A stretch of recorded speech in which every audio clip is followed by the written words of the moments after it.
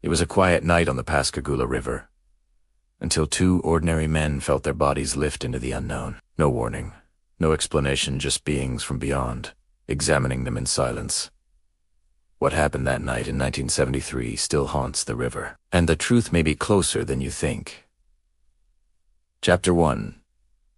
The Night on the Pascagoula River. The air hung heavy over the Pascagoula River that evening, thick with the warm, damp scent of the Mississippi coast. Crickets droned in the underbrush, frogs crooned from hidden pools, and the faint, metallic temps of the nearby shipyard clung to the breeze. For Charles Hickson and Calvin Parker, it was a familiar ritual end of a long day at the shipyard, hands roughened by steel, muscles weary from routine labor. They were not dreamers of the extraordinary. They were men who sought simple reprieve, a few quiet hours fishing along the west bank of the river, watching the water drift silently past. At 9 p.m., the river held its usual calm. The water reflected the last vestiges of twilight, shimmers of gold and purple rippling gently across the surface. Hickson set his rod with the practiced ease of decades of evenings spent here. Parker, younger, quieter, focused on the rhythmic motion of the line entering the dark water. For a moment, the world felt ordinary, unremarkable, safe. And then the air changed. It started with a sound subtle, almost mechanical, but impossible to ignore. A worry, vibrating hum that seemed to resonate beneath their skin, a sound not quite belonging to the natural world. Charles's eyes darted to the riverbank. Parker's lips parted, breath catching. And then the light appeared, a strange, blue glow flickering across the surface, reflecting off the water in pulses that seemed alive, like something moving just beneath the surface. When they looked up, what hovered over the river defied every assumption they had about reality. A craft, oval-shaped, smooth and seamless, drifted with quiet authority above the water, 30, perhaps 40 feet wide, 10 feet high. It did not roar like an engine. It did not cut through the sky with wings or propellers. It simply was suspended against the darkness, humming softly as if it drew its presence from the night itself. Then the craft shifted.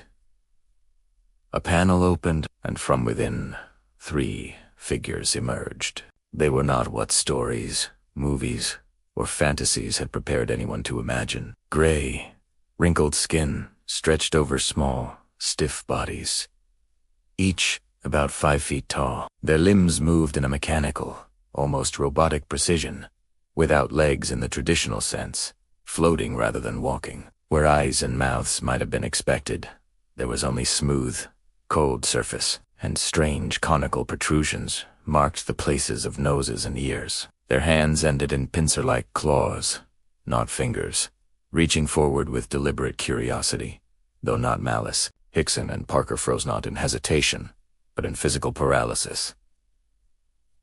They did not scream.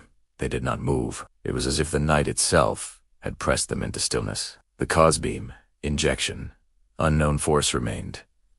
The question they could not answer. Only the sensation, utter inability to move, awareness sharp, heart racing, mind straining against invisible bonds. They were lifted, slowly, inexorably, toward the craft.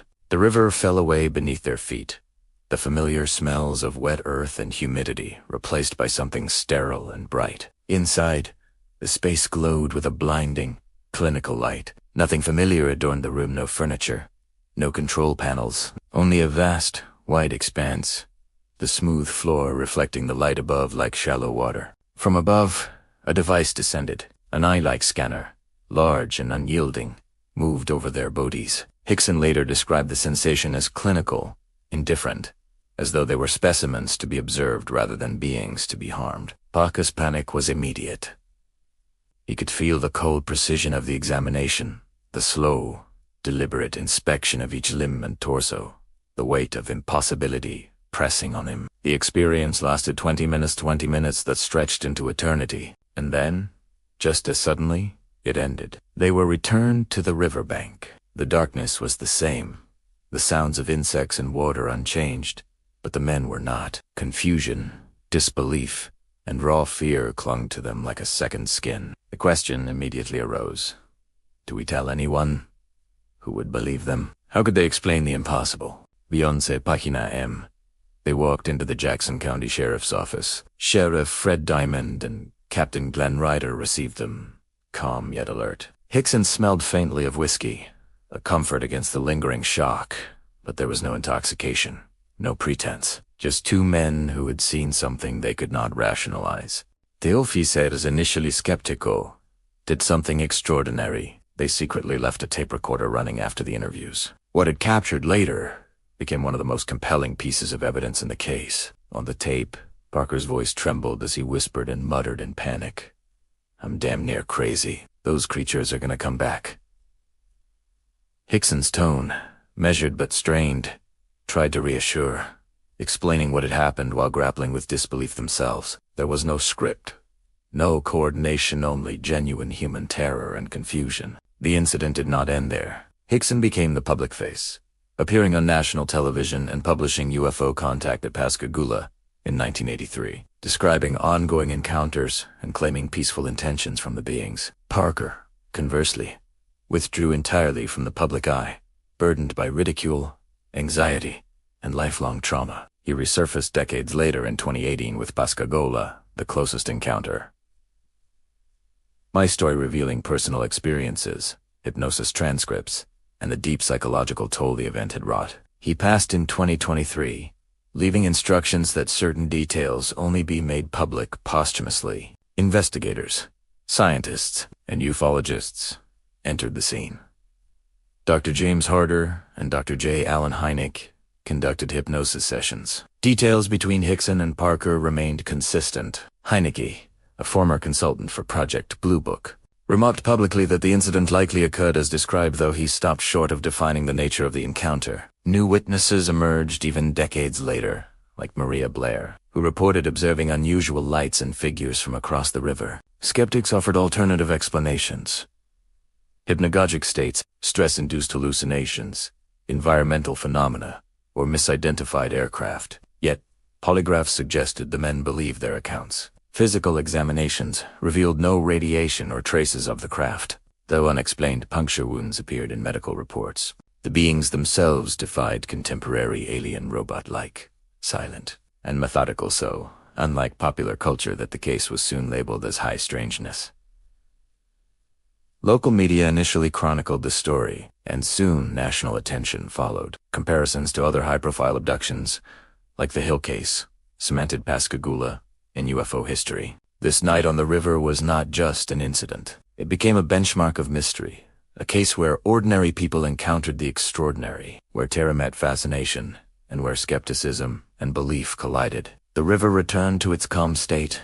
The crickets and frogs resumed their chorus, but the lives of Hickson and Parker and the consciousness of the town itself would never be the same. And so, the story begins, not with a flash of lights or dramatic confrontation, but with two men, a river, and a moment that would quietly, stubbornly, linger in the history of the unexplained. And in the days that followed, the ordinary world around Pascagoula began to ripple with questions that would reach far beyond the riverbank.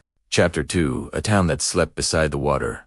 Pascagoula was the kind of town that learned to live with quiet, not the silence of emptiness, but the steady hush of routine. The town woke when the shipyard horn sounded and settled again when the sun slipped behind the trees. People here measured time by shifts, tides, and weather, not headlines. Life followed patterns passed down without much thought. The river had always been there, curving gently along the edge of town like an old memory that never fully fades. Children grew up knowing its smell.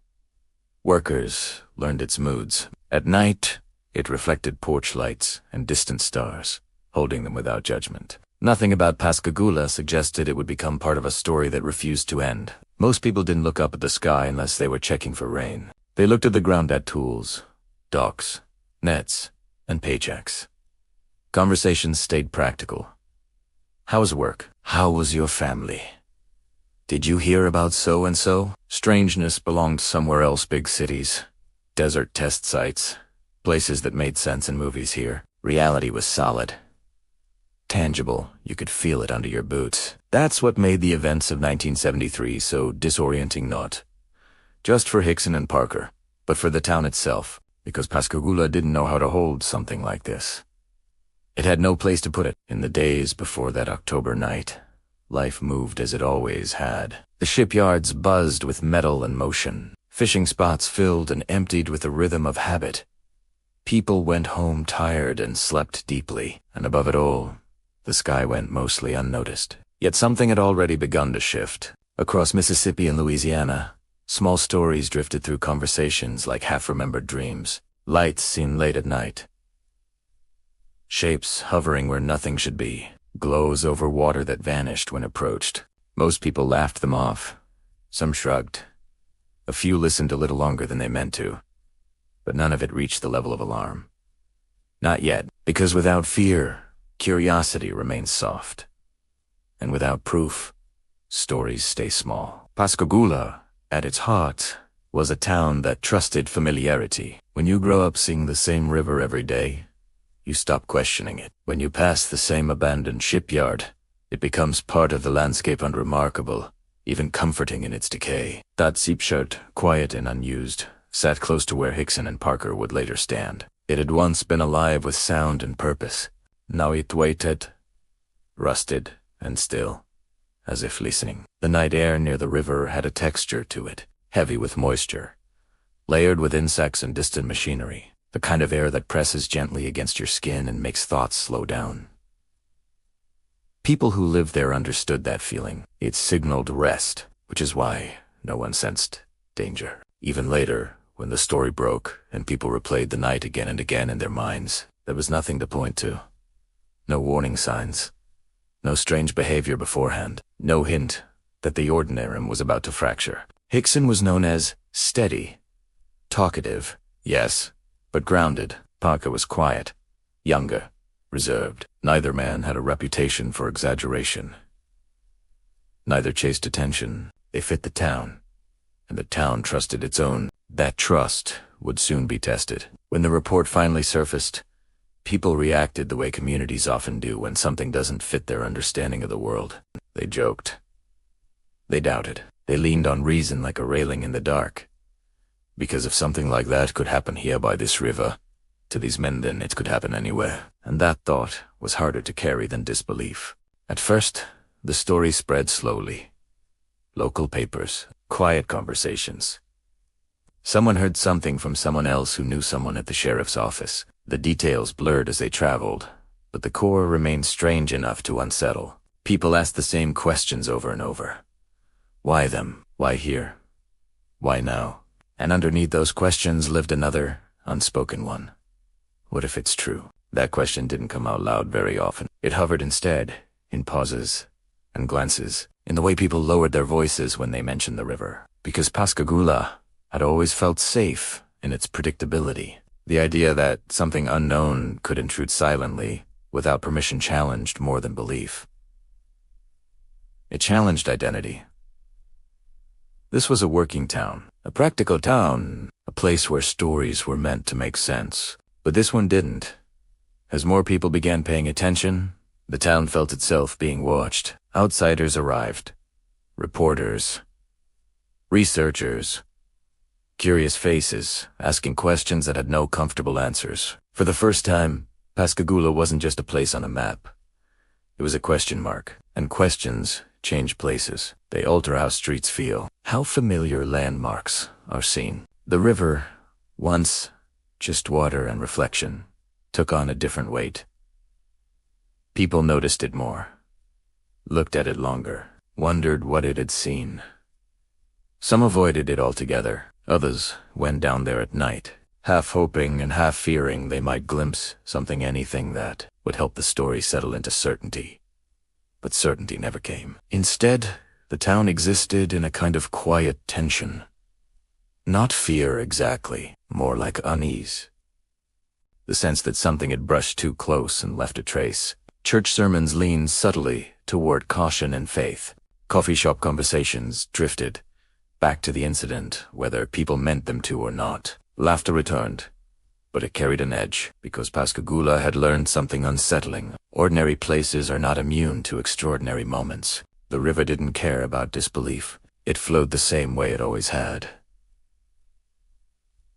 The abandoned shipyard remained still. The night insects kept their rhythm. Nature offered no explanation, and that absence of answers pressed gently, persistently, against the town's sense of itself. For Hickson and Parker, the shift was immediate, but for Pascagoula it was slower, like waking from a dream and realizing the room feels different, even though nothing has moved. The town slept beside the water that night, unaware it would soon be known for what happened there. And once a place is marked by mystery, it never fully returns to innocence. Because even if you don't believe the story, you remember where you were when you first heard it. You remember the pause, the glance toward the river, and the feeling quiet, unwelcome, and lingering that the night might be listening. Some stories begin with a flash in the sky. Others begin when a town realizes it can no longer look away. Chapter 3. Two men who wanted nothing more than peace sometimes. The most extraordinary stories begin with the simplest intentions. Charles Hickson and Calvin Parker did not set out to make history. They did not dream of lights in the sky or of a story that would follow them for decades. On that October evening in 1973, all they wanted was peace, a brief escape from the grind of daily life. Theirs was a shared need for quiet, for the rhythm of water, for the comfort of familiar routines. Hickson, at 42, carried the weight of years of labor in his broad shoulders and roughened hands. Shipyard work had left him with the kind of muscles that remembered repetition and precision, the kind that a body could not forget. A foreman by title, he was responsible for others' safety, their schedules, their mistakes and successes. The work was taxing, the hours long, and the responsibility constant. And yet, when the whistle blew signaling the end of a shift, all he wanted was to breathe, to leave the tools behind, and to feel the world in a simpler way. Calvin Parker, 19, was a quiet presence beside him. Reserved, observant, cautious, he had only just begun to learn the rhythm of work, of responsibility, of life's weight pressing on shoulders not yet fully grown. To Parker, evenings by the river were freedom. The lure of water wasn't about the catch. It was the gentle tug of routine, the lull of the air, the sense of stillness that allowed thoughts to settle, as if the river itself could hold them. And so, as the sun dipped behind the horizon that evening, casting long shadows over the riverbanks, the two men found themselves at the familiar edge of the Pascagoula River. The abandoned shipyard loomed silently nearby, its rusted skeletons of cranes and beams standing like forgotten sentinels. The water shimmered under the faint glow of the moon, moving slowly, almost with purpose. The air smelled of damp earth and vegetation, carrying the subtle rhythm of crickets and night insects. Nothing hinted at what was coming. The men cast their lines, listening to the soft slap of water against the wooden posts, the occasional whisper of wind through the trees. Conversation was sparse, as it often was. Silence was comfortable, companionable. The river had a way of making the world feel smaller, the weight of life lighter. Tinit, begun, the sound that did not belong. Not loud at first, a subtle hum, a worry, a vibration that seemed to flow from the air itself. It was neither wind nor engine, neither animal nor human. The blue light followed, flickering across the water's surface, like a living reflection, distant yet impossibly close. The men turned their eyes toward it, curiosity nudging against caution, and there it hovered. An oval-shaped craft, 30 to 40 feet across, 8 to 10 feet high. No wings, no visible propulsion, just a silent, steady presence, humming softly, waiting. The first shock is never the most overwhelming. It is the subtle impossibility, the quiet bending of what the mind believes to be true. Hickson and Parker stared, trying to reconcile the familiar night with the impossible light. Their breaths slowed, not in fear, but in the arresting need to understand. Then the figures emerged. 3 beings floated from the craft, impossibly steady. 5 feet tall, their skin gray and wrinkled, reminiscent of elephant hide. No eyes, no mouths. Conical shapes protruded where ears and noses might have been. Their hands were not human, ending in pincers rather than fingers, and they moved without legs, floating in a mechanical, precise manner. Imagine that moment. Your body frozen, your mind scrambling to grasp reality, while something entirely unknown approaches not with hostility, but with indifference. The paralyzing effect hit them like a sudden tide. They could not move. They could not speak.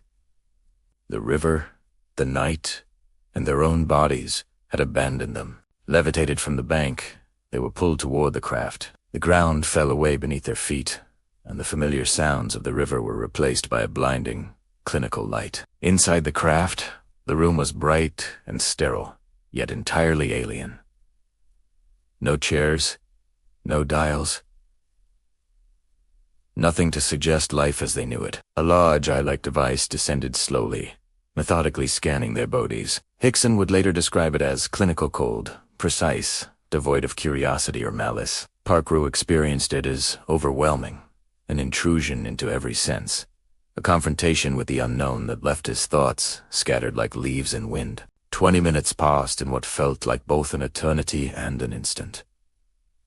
They were examined, scanned, and observed. There was no pain, yet the vulnerability was absolute. No words were spoken, no explanation offered, and then, just as silently as it began, it ended. They were returned to the riverbank. The night had resumed its rhythm. The water flowed. The insects continued their song. And yet, for Hickson and Parker, nothing was the same again. Standing on the bank, confusion and terror intertwined. They did not speak at first.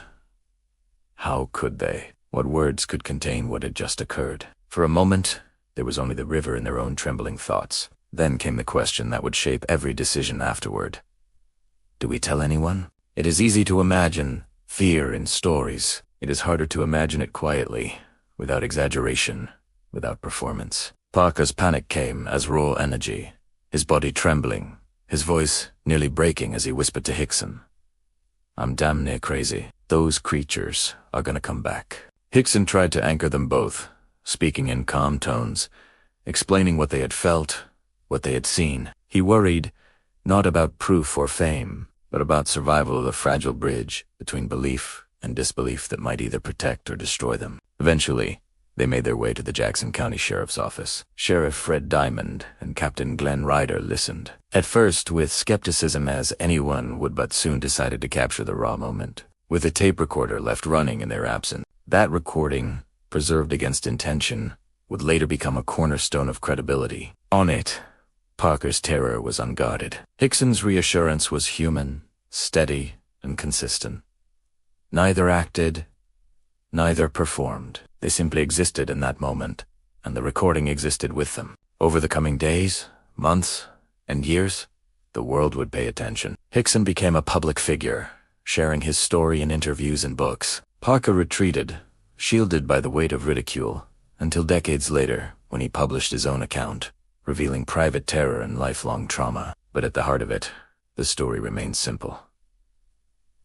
Two men wanted quiet. Two men sought the ordinary. And two men found something extraordinary. Something that did not bend to explanation, ridicule, or doubt. It is often said that ordinary people react predictably under stress. Hickson and Parker's reactions were anything but ordinary. Their fear, their calm, their humanity all became markers for the world. Evidence, not of fantasy, but of lived experience. And for those of us listening, even now, the lesson is subtle.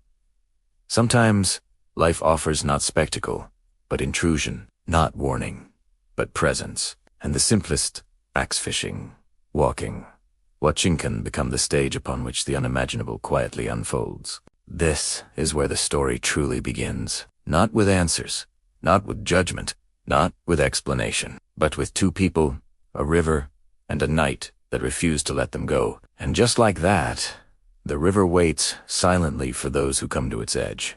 Chapter 4, The Sound That Changed Everything. It began as a hum, not the kind you notice right away, not a roar or a scream, just a subtle vibration in the air, almost like electricity sliding softly through the night, brushing against your ears, your skin, your very perception of the world. Charles Hickson and Calvin Parker had cast their lines and settled into the gentle rhythm of the river. The water lapped lazily against the wooden posts. Insects carried on their nightly songs. The sky darkened, stretching over the town like a soft blanket, dotted with familiar stars. Nothing had disturbed this balance before. Nothing, until the sound arrived. At first, it was easy to ignore. A curiosity you might dismiss as a far-off engine or the low hum of machinery from the shipyard.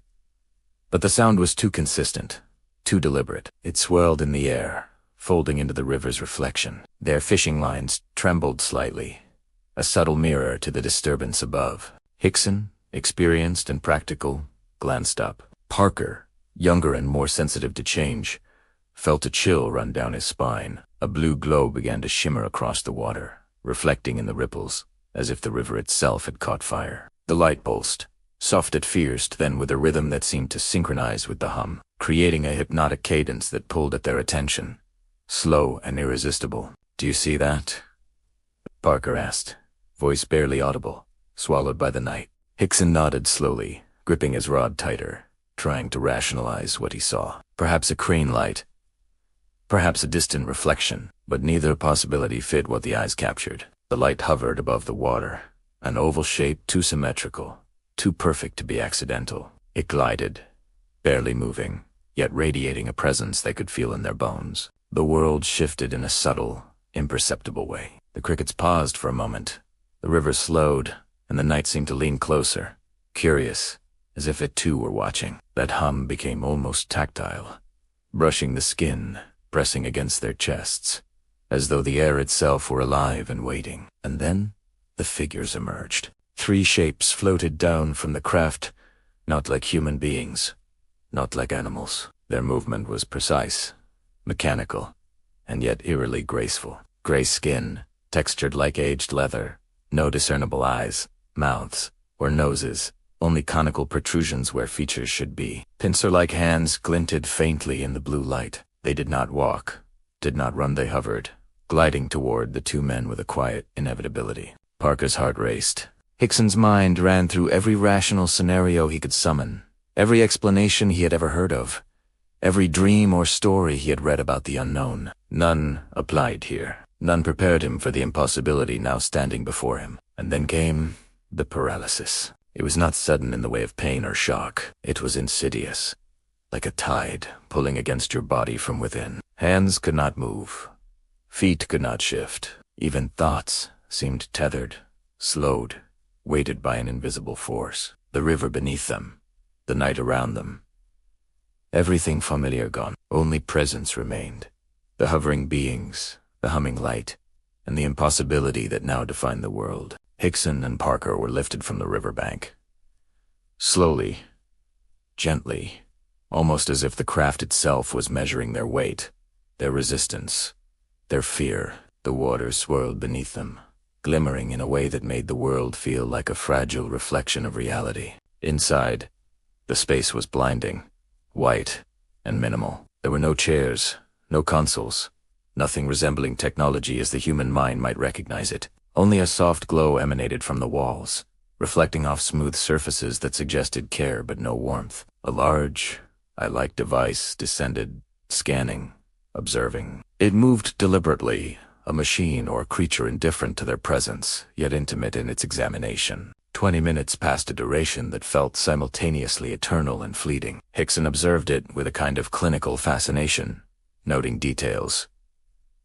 The way it moved, the absence of verbal communication, the mechanical rhythm of the beings themselves. Parker experienced it differently. Every sense stretched and heightened, fear slicing through him as memory and perception intertwined into something inexpressible. No words were exchanged. No pain was inflicted, and yet the experience left them naked, exposed in a way that no ordinary night ever could. Then, just as quietly, it ended. The river returned to its previous rhythm. The hum faded into the background, leaving only memory and tremor. Their bodies fell gently onto the bank, hearts pounding, limbs still tingling with the residual paralysis of something that had no physical presence. And in that fragile moment between relief and disbelief, a single question formed. Should anyone know, the river had witnessed it all. The night had listened. And now, the world beyond the water could only imagine. Hickson and Parker argued, hesitated, debated. Fear and disbelief were not merely internally existed in every word, every pause. And yet eventually, they walked into the Jackson County Sheriff's Office. Their courage was quiet, understated. The sheriff and his captain were skeptical, naturally, but they did something crucial. They captured the moment on tape, a secret window into truth that would outlast rumor, skepticism, and time itself. On that recording, Parker's voice trembled, raw and unguarded. Hickson's reassurance cut through. Steady, human, intimate. The tape did not offer evidence in the traditional sense, but it provided something else. Proof of authenticity. Proof of humanity, confronted with the impossible. Over time, the story unfolded to the wider world. Hickson embraced the spotlight, sharing his narrative across television screens and printed pages. Parker, cautious and scarred, withdrew, carrying the burden in silence. Until decades later, when he published his account, both men, in different ways, became living proof that extraordinary moments can touch ordinary lives in ways that never fully fade. Yet even today, when one listens to the hum of the river at night, it is easy to imagine that subtle vibration, tea-blue glow, the weightless hovering of beings who moved without legs, without fear, without explanation. It is the kind of experience that lingers in thought, in memory, in the quiet pauses of life when the world feels suspended between what is known and what is possible. Because sometimes, the most profound encounters are not accompanied by spectacle, but by subtlety. A hum, a glow, a river that keeps secrets. And in that subtlety, a town learned something it can never forget. The hum faded into the night, but its echo remained in every shadow along the riverbank. Chapter 5. The river holds its secrets. The Pascagoula River had always been a place of calm, a stretch of water that mirrored the sky and carried the quiet rhythms of daily life. Fishermen knew its bends, the way the current slowed near the banks, the gentle slap of water against logs and pilings. Birds skimmed the surface at dawn and dusk. Insects hummed their low songs as the sun disappeared behind distant trees. To those who knew it well, the river was predictable, reliable, safe. On the night of October 11th, 1973, that sense of safety shifted, not violently, but with a subtle, almost imperceptible change. The air carried a tension that neither Charles Hickson nor Calvin Parker could name. It wasn't fear, yet not the sharp, immediate panic, but the kind of awareness that settles slowly into the bones, a whisper of something that doesn't belong. They had chosen this stretch of the river because it was quiet, hidden by the rusted remains of an abandoned shipyard. The skeletal cranes and metal frameworks loomed silently like sentinels in the night, catching moonlight in fractured angles. Normally, the river made time stretch. This night, it felt compressed, as if every moment carried extra weight. The hum, low and persistent, vibrated through the air, threading itself through the soft slap of water, the rustle of leaves, the gentle breeze brushing against their skin. "Did you hear that?" Parker's voice broke the stillness. Soft, uncertain. Hickson nodded, eyes narrowing against the blue glow that flickered across the water. They stood side by side, rods in hand, hearts beginning to pick up a rhythm that matched the humming light. It hovered first still, silent, almost cautious, like a presence aware of them, assessing them without urgency. Then 3 shapes descended, gray, wrinkled, and indifferent to the world they had entered. The beings moved without legs, floating with a mechanical grace that defied human understanding. Their pincer-like hands glimmered faintly, catching reflections from the water below. Time became elastic. The paralysis settled in a way that was neither heavy nor light, but absolute. Their bodies obeyed nothing. Hearts raced, but limbs refused to move. The river's gentle rhythm continued below them, indifferent to the extraordinary event above its surface. Inside the craft, the light was sharp and blinding, yet soft in its embrace. The walls gleamed, smooth, reflecting nothing and everything. No furniture, no controls, only a large eye-like device that moved slowly, scanning with precision. Hickson noted every detail with methodical clarity, his mind cataloging what the eyes could not grasp fully. Parker felt each movement as intrusion, each glance as a force he could neither resist nor comprehend. The examination was quiet, deliberate, clinical. 20 minutes passed like seconds and centuries all at once. When it ended, they were returned to the riverbank. The river resumed its gentle song.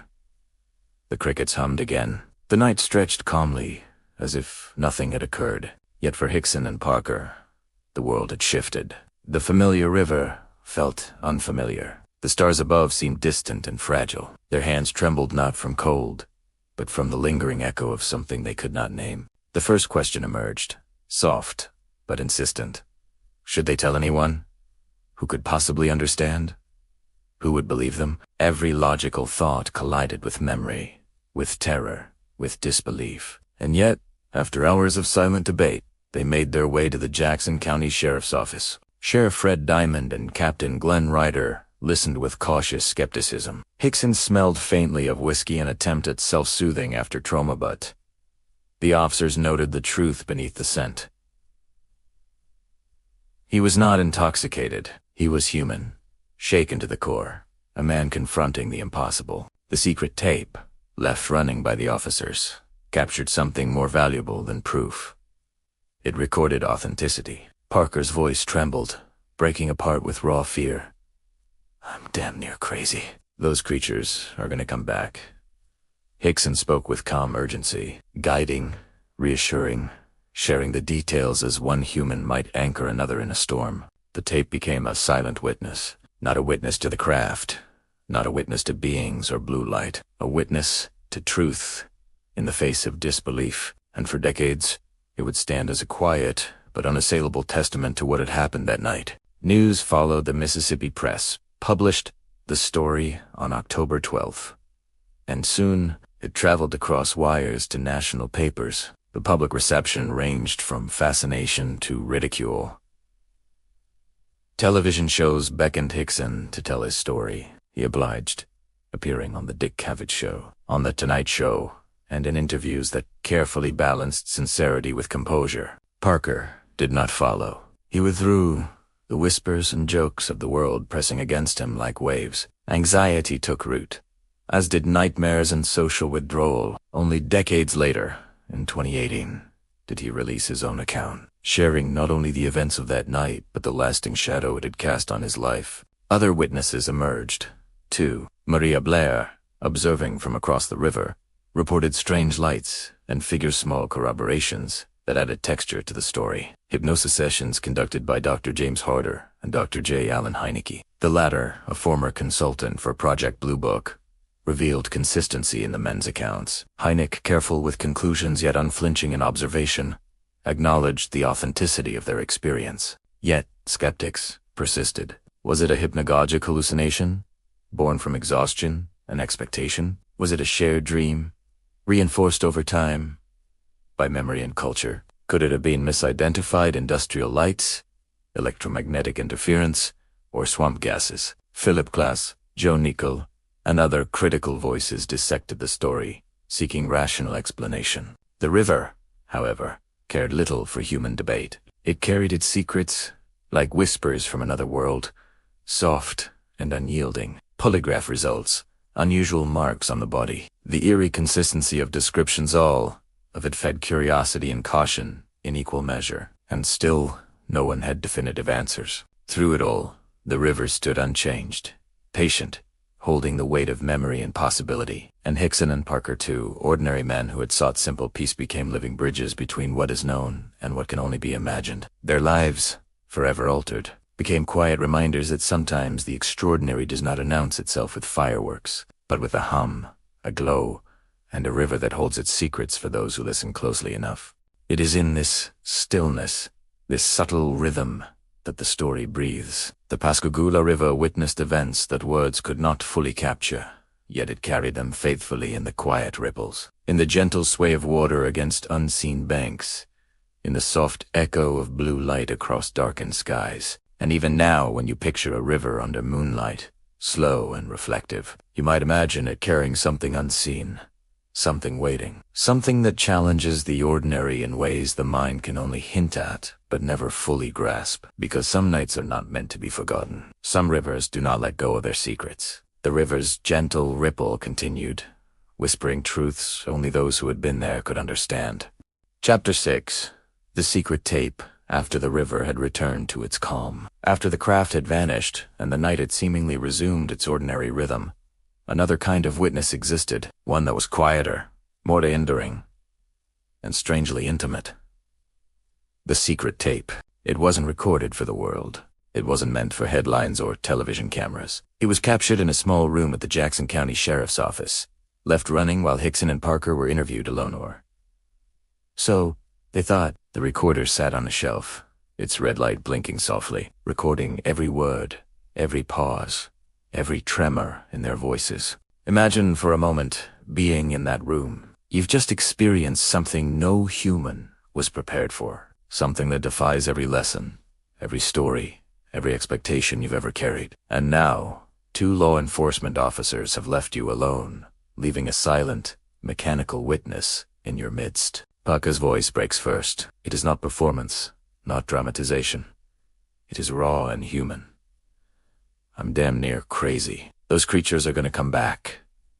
The words stumble out, tripping over terror and disbelief. Isit's frozen, not just in body but in certainty, unsure of how to process what has just occurred. Hickson responds gently, almost like a parent soothing a frightened child. "Calvin, it's okay. It's over. They didn't hurt us. Just, let's talk through what happened."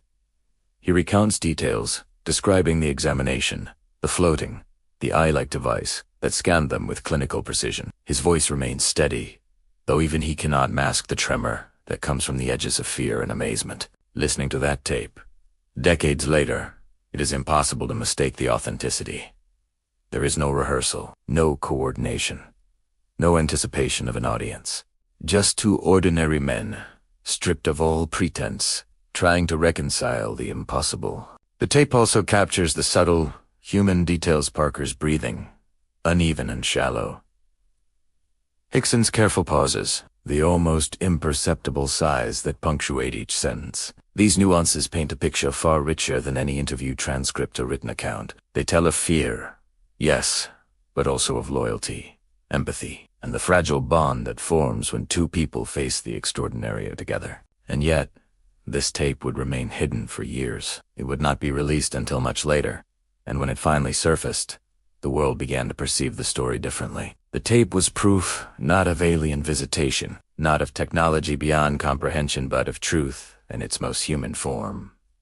Vulnerability, sincerity, and the unfiltered response to the unexplainable. Police officers Fred Diamond and Glenn Ryder later described the tape as haunting. They noted how Parker's terror was unfeigned, how Hickson's calmness was not arrogance, but a way of anchoring both of them. In the quiet hum of the office, in the stillness of that night, the tape recorded a human response that no lie, no fabrication could replicate. Through the tape, we hear more than words. We hear time stretched and contracted, the rhythm of disbelief and wonder, the pause of thought before it reaches expression. We hear the echo of the river, faintly, as though the walls themselves remembered its song. It is intimate, unsettling, and mesmerizing all at once. Decades later, the tape would serve as a cornerstone for ufologists and researchers.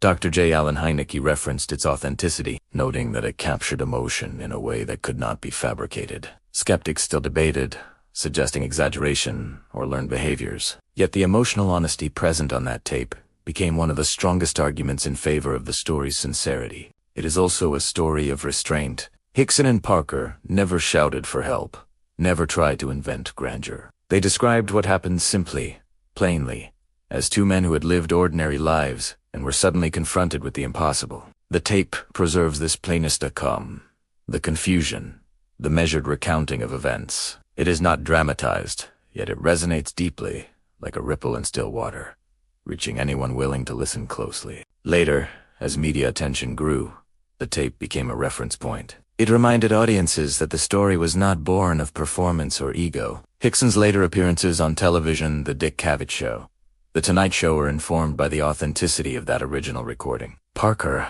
more hesitant and protective of his privacy, did not initially share his voice with the world. Yet the tape offered indirect validation of his experiences. And there is a quiet, almost sacred lesson in that tape. It teaches us about how truth exists, not only in facts, but in emotion, in cadence, in hesitation. It teaches us that authenticity can be preserved in unexpected ways, a blinking light on a recorder left alone in a quiet room. Consider the thought for a moment.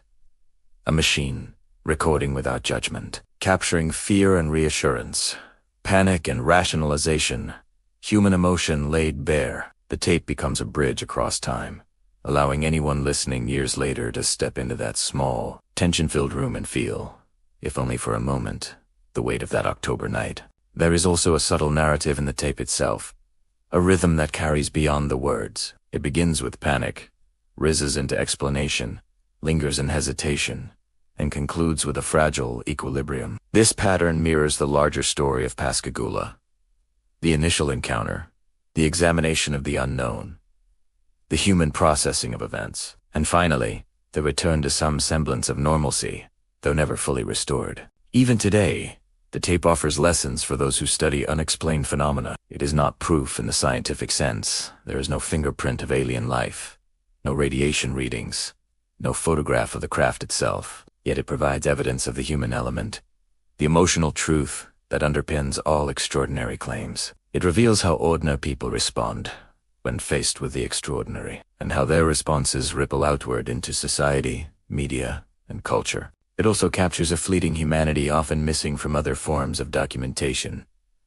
The soft pause before a word, the stutter of surprise, the intake of breath, unguarded. Hickson's guiding voice, steady but compassionate. Parker's trembling acknowledgement that the world had changed in ways words could scarcely contain. And so, the tape sits as a quiet witness, much like the river itself, unassuming, patient, holding memory, emotion, and story. It reminds us that some truths are not in what we see, but in what we feel, and in the spaces between the words. By preserving these unguarded moments, the tape bridges decades. It allows a listener in 2025 or 2050 to hear not only what happened, but how it felt. Not just the events, but the very human experience of encountering the inexplicable. And in doing so, it makes the Pascagoula incident not just a story about unidentified craft or strange beings, but a story about fear, trust, courage, and honesty in the most intimate form. It is, perhaps, the quietest and most enduring part of the entire incident. The river gave them a night, the craft gave them an experience, but the tape gave them immortality or humanity, captured in sound, preserved against skepticism, doubt, and time itself. And in this quiet preservation, we are left with a lingering thought, soft but insistent. What would you say if the world could only hear your truth in a whisper, a tremor, a voice unguarded and sincere? The tape remained, blinking its red light quietly, holding secrets the world was only beginning to understand. Chapter 7. Hypnosis and memory after the events of that night. After the river had returned to its quiet, and after the secret tape had recorded the raw and unfiltered fear of Hickson and Parker, another kind of exploration began, a journey inward, into memory itself. This journey was guided by two men well known in the realm of UFO research, Dr. James Harder and Dr. J. Allen Hynek. Their tools were not cameras or sensors, but words, calm, voices, and the careful art of hypnosis. Hypnosis, in 1973, was controversial. Some considered it a method to unlock buried truths. Others warned it could inadvertently create memories, blending imagination with reality. Yet for Hickson and Parker, who struggled to process what had occurred, it offered a path, a way to recount and organize events that defied ordinary language. Picture Calvin Parker sitting in a quiet room, soft light bathing the walls, Dr. Harder's voice gently guiding him. The world outside falls away. His body relaxes, muscles loosen, but his mind remains caught between fear and memory. He is asked to recall the night, to relive it without judgment. And ethos. He speaks first to the floating sensation, the paralysis that gripped him without warning. He recalls the electric hum, low and persistent, vibrating through the air, shaking the hairs on his arms. His voice trembles as he describes the beings 5 feet tall gray, with wrinkled skin that shimmered strangely under the craft's light. He remembers the ILAC scanning device, descending slowly, almost curiously, as though measuring and cataloging him without cruelty. It is not horror that he conveys. It is astonishment intertwined with terror. His body reacts as though the memory itself is happening again. Breathing quickens. Hands clench. The thin fabric of calm breaks, revealing the vulnerability beneath. Harder notes the authenticity, not a performance. but a body recalling what the mind struggles to comprehend. Hickson's session differs slightly. Calm, measured.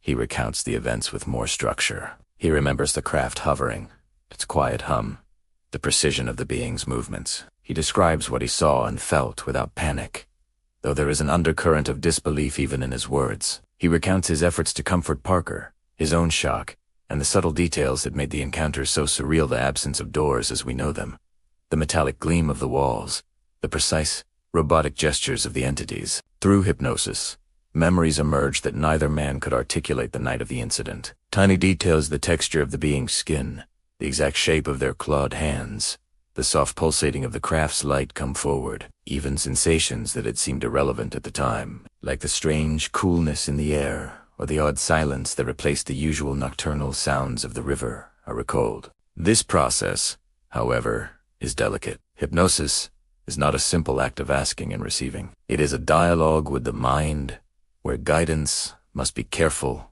patient, and unobtrusive. Hado and Heineke must balance their probing with restraint, ensuring that they do not lead the witnesses' minds toward fabricated details. The line between memory and imagination is thin, like a whisper on the wind. As the sessions continue, a rhythm emerges. Parker, initially hesitant, begins to trust the process. His words slow, measured now, as if he is sifting through layers of memory. He recalls the sensation of being lifted, the peculiar light reflecting on the water's surface, the mechanical grace of the beings as they moved. Each detail builds upon the last, constructing a scene so vivid it could almost be projected before your eyes. Hickson, on the other hand, provides stability. His consistent recounting helps anchor Parker's memories, lending credibility and coherence to the narrative. Together, they form a dual perspective, a layering of individual perception that strengthens the authenticity of the events. Yet the sessions are not without strain.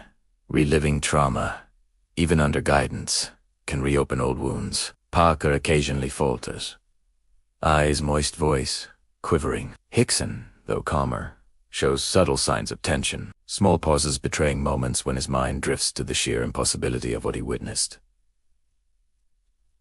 Harder and Heineke note these reactions. They are the fingerprints of truth. People imagining stories rarely exhibit such physical responses, especially under repeated, methodical questioning. There is also the human element of doubt. Both men question themselves, even under hypnosis. They whisper, "Am I remembering correctly?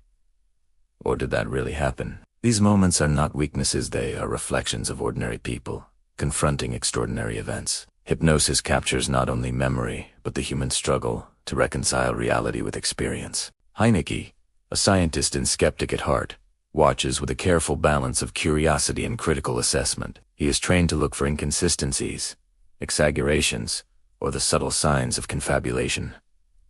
Yet he observes something remarkable. Across multiple sessions, the details remain consistent. The beings, the craft, the examination, they do not change dramatically. The fear, the OE, the subtle moments of tenderness between the two men, they endure. Through these sessions, we begin to understand a subtle truth.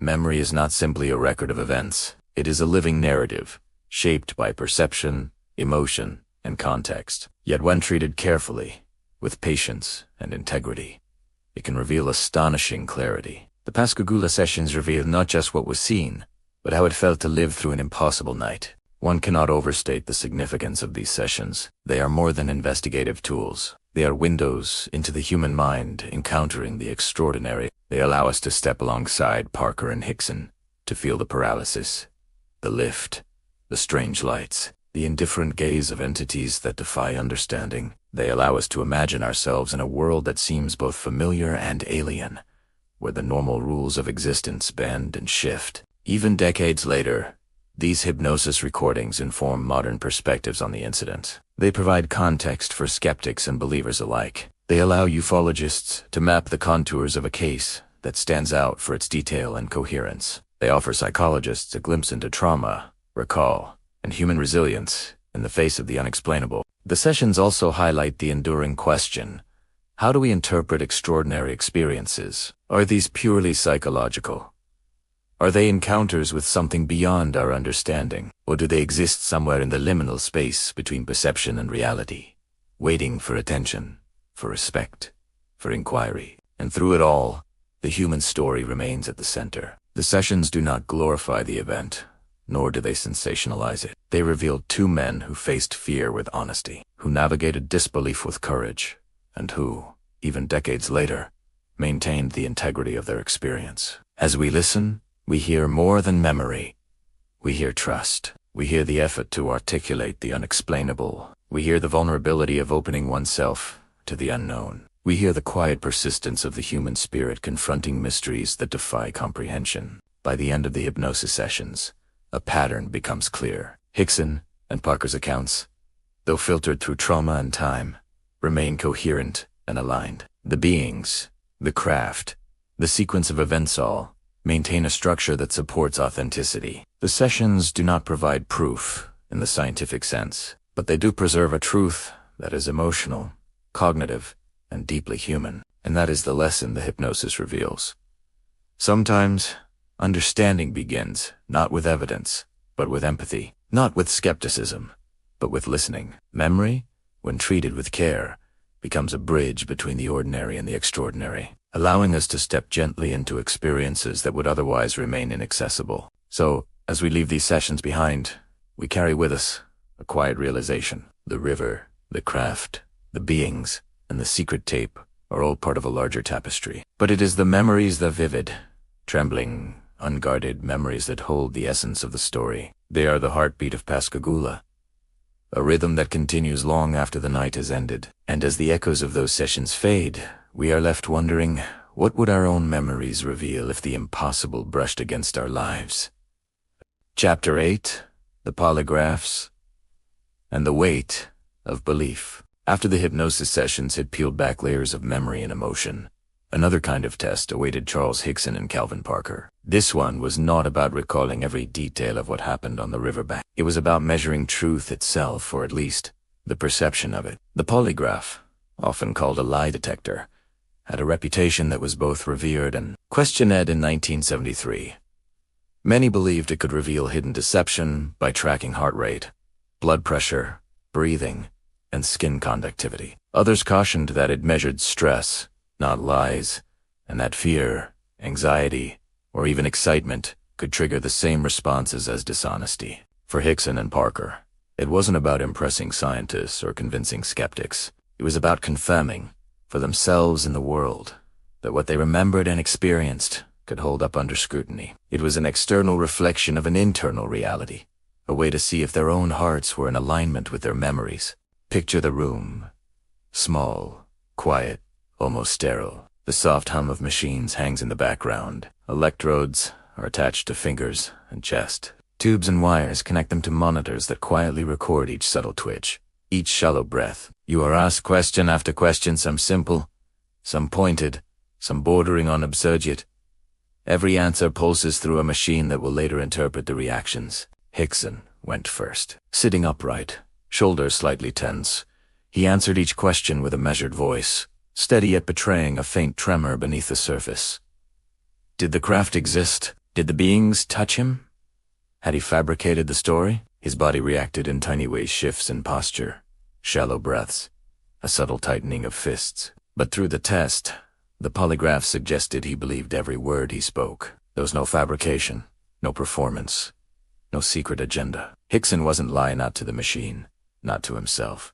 Parker, younger and quieter, followed. He was haunted still by the lingering fear of that night. Each question caused ripples of tension to pass through Himple's quickening, hands trembling, breath hitching at certain memories. Yet, like Hickson, his test indicated honesty. The machine didn't detect deception. It reflected the sincerity of his own experience. It's crucial to understand what that means. Passing a polygraph doesn't confirm that the extraordinary events occurred exactly as described. It doesn't prove extraterrestrials exist, nor does it explain why the night unfolded the way it did. What it does tell us, though, is that these two men genuinely believed in their own memories, their emotions, their recollections, and their fear were all deeply authentic. This test wasn't about performance or attention. Hickson and Parker had no incentive for fame or money. They were ordinary men caught in an extraordinary moment, suddenly forced to reconcile their lived experience with a world that might not understand it. The polygraph became a quiet, mechanical witness to that authenticity. Even with these results, doubt lingered. Critics were quick to point out that polygraphs measure physiological responses, not absolute truth. A person experiencing a vivid, imagined event could trigger the same signs as someone telling the truth. Stress, exhaustion, and fear could all mimic deception. But the accumulation of evidence, the consistent accounts, the hypnosis revelations, the secret police tape made outright dismissal. Increasingly difficult. Beyond the science, the polygraphs carried a psychological weight for the men themselves. Imagine walking into that small, humming room, heart pounding, palms clammy, knowing every subtle movement of your body would be analyzed and possibly used to invalidate your memory. Each question was more than just words, it was a measure of courage. Each answer a quiet act of resilience. Hickson's responses reflected a calm determination. Even under scrutiny, he remained steady, detailing the night on the riverbank with clarity and care. The polygraph affirmed his belief in the reality of what he had experienced, giving him a kind of private reassurance that no matter the skepticism outside, his memories were intact and genuine. Parker's experience was more visceral, younger and more vulnerable to the emotional weight of fear. He felt the echoes of terror resurface with every question. Yet the results validated his honesty, showing that he wasn't inventing a story or performing under pressure. His fear was real, and the polygraph captured the sincerity of it. Passing the polygraph subtly shifted public perception. Local authorities, who had been polite but skeptical, began to see that these men were not charlatans. Journalists started to highlight credibility, noting consistent testimonies, hypnosis accounts, and now, validated polygraph results. The Pascagoula story was no longer just strange, it was remarkable. For Hickson, the validation became a platform. It empowered him to speak publicly, to appear on talk shows, and eventually to co-author his 1983 book. The tests lent authority to his words, allowing him to navigate the delicate space between extraordinary claim and public scrutiny. For Parker, the effect was quieter but profound. The test affirmed his own perception of the night. He could trust that his memories were not dismissed entirely, even if the world struggled to listen. Yet the emotional toll remained. Anxiety, social withdrawal, and lingering fear tempered any desire for public attention. The polygraph offered reassurance, but did not erase trauma. The tests also provided a lens for understanding how humans interact with the unknown. Sincerity, integrity, and belief became as important as evidence itself, even in the absence of concrete proof. Passing these tests revealed that the witnesses' experiences had a core of authenticity that could not be ignored. Walking out of the polygraph room must have been both a relief and a subtle weight lifted. The machines had confirmed something intangible, that these men, despite fear, ridicule, and doubt, had spoken their truth. They left with an affirmation that didn't solve the mystery, but allowed them to face the world with their experience intact. Even today, more than 50 years later, the polygraph results remain a pivotal part of the Pascagoula story. They remind us that courage can take many forms, sometimes quiet and mechanical, sometimes found in the steady heartbeat of honesty. They illustrate that the human response to trembling hands, the racing pulse, the measured breath is a story in itself, a narrative of resilience in the face of the unexplainable. Passing the tests didn't answer the fundamental question of what had hovered above the river that night. It didn't reveal why Hickson and Parker were chosen, or why the memory remained so vivid for decades. The unknown persisted, patient and persistent, a quiet shadow hovering just beyond comprehension. For listeners, the polygraphs offer insight not into the craft or the beings, but into human integrity. They tell us that sincerity matters, that honesty, even when doubted by the world, has weight, that facing disbelief requires a form of courage as profound as surviving the inexplicable itself. We can imagine the men leaving the room, shoulders relaxing slightly, sharing a quiet glance on unspoken acknowledgement that they had survived yet another test, not of strength or endurance,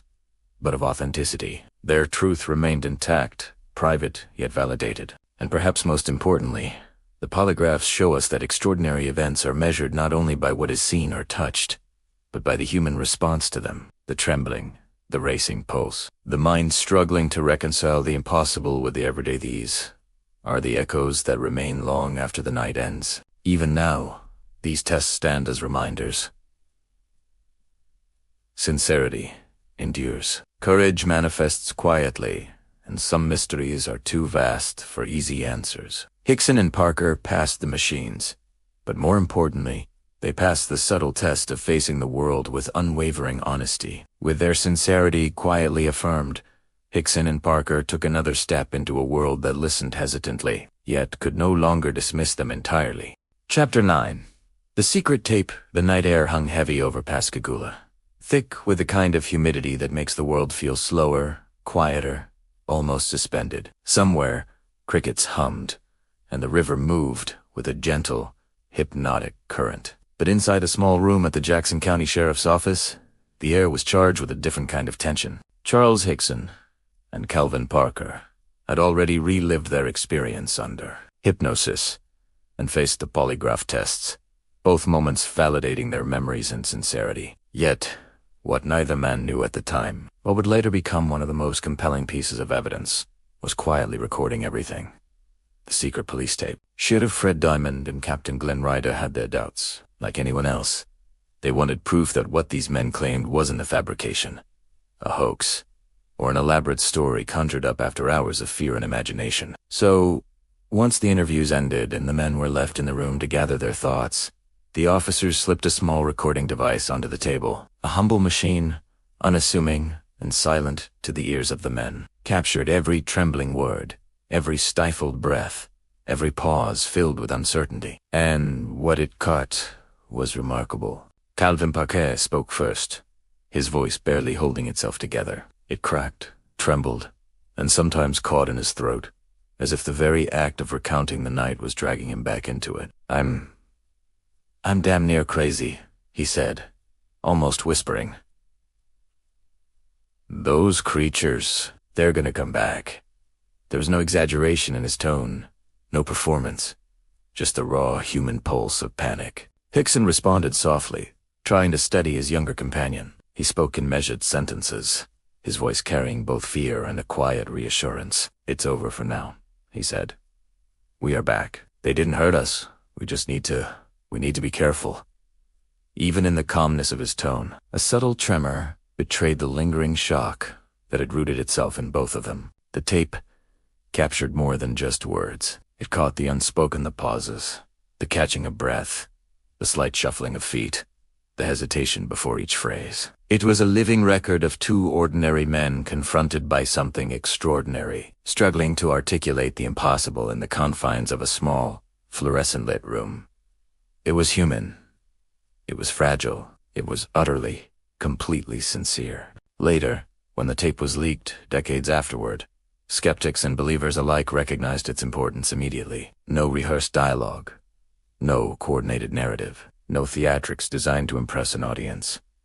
It was authenticity itself, the sound of fear, confusion, and awe, intertwined, weaving a story far more compelling than words on paper or even memories recalled under hypnosis. Listening to it, you can almost feel the room around them, the faint smell of cigarettes and coffee, the subtle hum of fluorescent lights above, the slight creak of chairs as the men shifted nervously. You can hear the weight of disbelief pressing down, not from anyone else, but from the men themselves, trying to reconcile what had happened with what they knew the world might accept. Hickson's voice was steady, but not unshaken. They scammed us, he said at one point. There was no pain, no words, just them.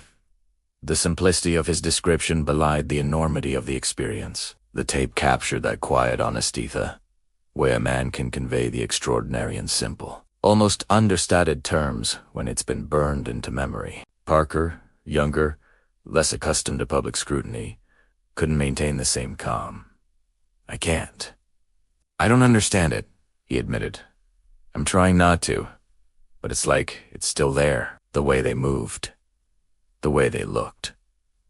He paused, a catch in his voice, making the listener hold their breath. I can still feel it sometimes. That moment, frozen in sound, is perhaps the most poignant element of the Pascagoula story. It's not the descriptions of craft or beings that resonate most strongly, it's the sheer human response. Two men, caught between disbelief and terror, honesty and doubt, speaking to no one but themselves and a small machine in the corner, preserving their sincerity for a world that might never believe them. The tape also reveals subtle details that might be lost in written accounts or spoken interviews. The pauses hint at hesitation, memories struggling to match experience. The shifts in tone reveal emotional layers: fear, relief, lingering tension. Listeners can almost see Parker's hands fidgeting with the edge of the table, or Hickson's subtle nods of reassurance, actions that never made it into newspaper articles or televised appearances. And yet, the recording was never intended to be public. It was a private act, a safeguard by officers who understood the gravity of the claims, but were unsure how to respond. They were trying to capture truth in its purest, unfiltered form. By doing so, they created something that decades later would stand as a rare, unambiguous witness to human authenticity. The secret tape also highlights a subtle but profound aspect of trauma: listening. One can sense the men oscillating between past and present, a pool of memory and the grounding of current reality. Parker's voice trembles as if the events of that night were pressing forward, a living presence, not entirely confined to memory. Hickson's calm attempts to soothe his friend act as a tether, connecting the overwhelming memory to the world around them. Even skeptics acknowledged the power of the recording, while questions about the validity of polygraphs, hypnosis, and eyewitness accounts could be debated endlessly.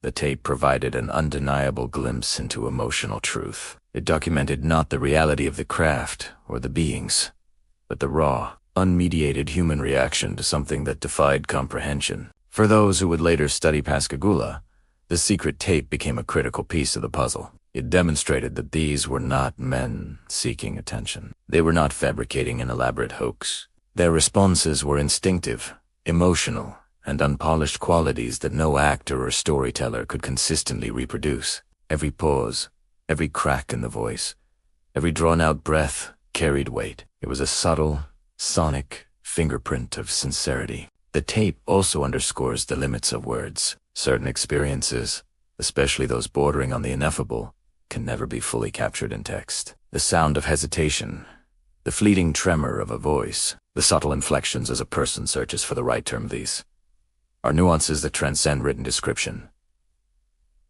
In this way, the tape becomes more than evidence. It becomes a conduit for empathy, allowing listeners decades later to inhabit, if only briefly, the minds of two men thrust into an unimaginable reality. It is worth imagining what it felt like for the men in that room. The fear of judgment, the lingering adrenaline, the quiet panic barely contained behind polite composure. They spoke carefully, yet unconsciously, revealing everything through tone and inflection. They were, in essence, giving the world a chance to witness something extraordinary, not the beings themselves, but the undeniable human response to them. Even today, listening to the recording is a subtle act of immersion. You hear the hesitation, the pauses, the breath, the faint inflections that speak volumes. You hear a man trying to comfort a friend in the quiet aftermath of terror. A younger man struggling to process an event that defies logic, science, and memory. It's intimate, fragile, and profoundly human. In many ways, the secret tape became the heartbeat of the Pascagoula story. It reminded the world that sincerity can exist, even in the absence of proof. It captured emotion that no photograph or newspaper clipping could convey. It preserved a moment in time, frozen not by the hands of historians, but by the unassuming fidelity of a small recording device quietly observing two men alone in a room. As the story spread over the years, the tape lent credibility not by solving the mystery, but by revealing the people at its center. Their fear, their honesty, their confusion. This is what resonated most deeply. Every listener could feel it. A quiet bridge connecting ordinary humans to something extraordinary. And perhaps the most haunting aspect of the recording is what it does not resolve. It gives no answers about the craft, the beings, or the forces that lifted them from the riverbank. What it captures is simpler, yet infinitely more human. The encounter, the aftermath, and the unwavering authenticity of those who lived it. In the stillness of the sheriff's office that night, in the hum of the small machine quietly recording every detail, The essence of Pascagoula was preserved, not in theories, not in speculation, not in newspaper articles or public debates, but in human emotion. Fear, awe, confusion, reassurance threads that, woven together, created a record no skeptic could entirely deny, and no believer could embellish. Hickson and Parker left that room unchanged in their story, yet forever changed in themselves. The tape held a mirror to their humanity, revealing their courage, vulnerability, and unwavering honesty. It whispered, decades ahead, that sometimes the truest testimony of extraordinary events is not in the explanation, but in the unguarded response of the witness. Even now, when one listens carefully, the weight of that room, the thick humidity of the Gulf Coast night, and the soft tremor in Parker's voice all return. And for a moment, you, the listener, can step into their shoes, feel the hesitation, the fear, and the quiet resilience that defined them long before the world could understand. The secret tape preserved not the unknown, but the very human heart that encountered it. Chapter 10. Ripples through Pascagoula. The river didn't change. The waters of the Pascagoula flowed just as they had for centuries, carrying driftwood, fallen leaves, and the occasional fish lazily swimming beneath the surface. The moon hung low, casting a silver path across the current. To anyone standing on its banks, it looked ordinary, peaceful, familiar. And yet, in October of 1973, something invisible moved beneath the surface of ordinary life, rippling outward far beyond the river's gentle bends. When Charles Hickson and Calvin Parker first reported what happened to them, the quiet hum of their town seemed to warp slightly, as if the world were adjusting to accommodate the impossible. At first, whispers were subtle neighbors, glancing at one another, unsure if the story could be true. "Did you hear?" Someone would murmur at the corner store.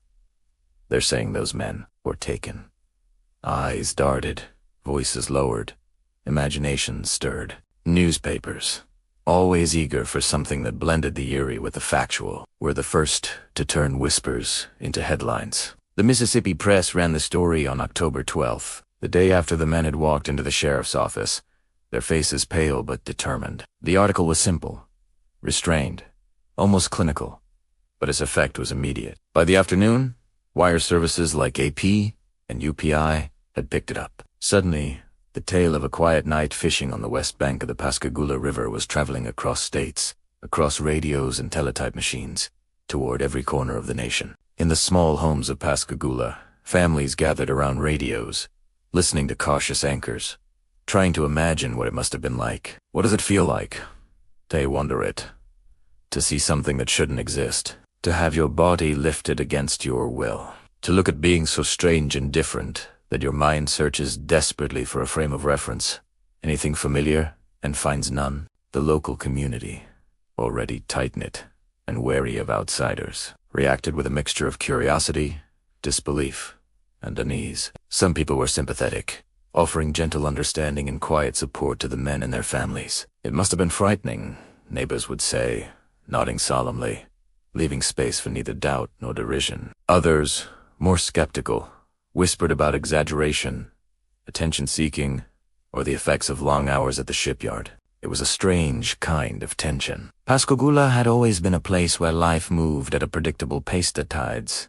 The work shifts, the river itself. Now, the rhythm had shifted slightly. Every night, lights over the water became something to watch carefully. Every hum in the air was measured, noted, questioned, and every story, every anecdote shared among locals, carried the weight of possibility. Media attention intensified as the days passed. By mid-October, larger outlets like the New York Times picked up the story. National radio programs discussed it in hushed tones, treating it with a mixture of amusement and intrigue. Talk show hosts invited Hickson to appear, and he did, with his calm, deliberate way of speaking. He described the experience as clearly and straightforwardly as he could, never dramatizing, never exaggerating. On the Dick Cavett Show, on The Tonight Show, audiences were captivated not by spectacle, but by the ordinary faces of men who had walked into something extraordinary. Yet the impact on Parker was different. While Hickson spoke freely, Parker's voice faltered under the glare of attention. He withdrew,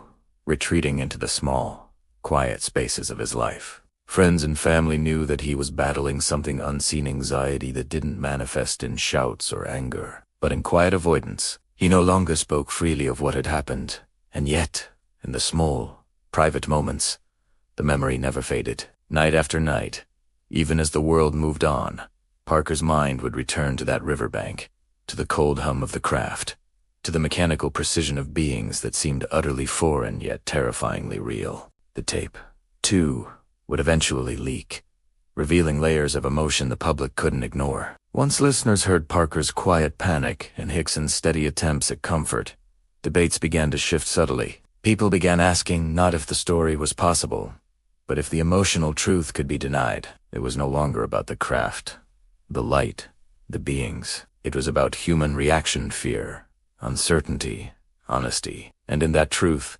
Pascagoula found its enduring power. As the story spread beyond Mississippi, researchers began to take note. Dr. Hotan Allen Hinneke, former consultant for Project Blue Book, described the Pascagoula incident as high strangeness, a term that captured the unexplainable qualities of the experience, without forcing it into the familiar categories of hoaxes or misidentifications. Hinneke, along with ufologists like Dr. James Harder, traveled to Pascagoula, conducting interviews, hypnosis sessions, and extensive research. Their work revealed an unsettling consistency.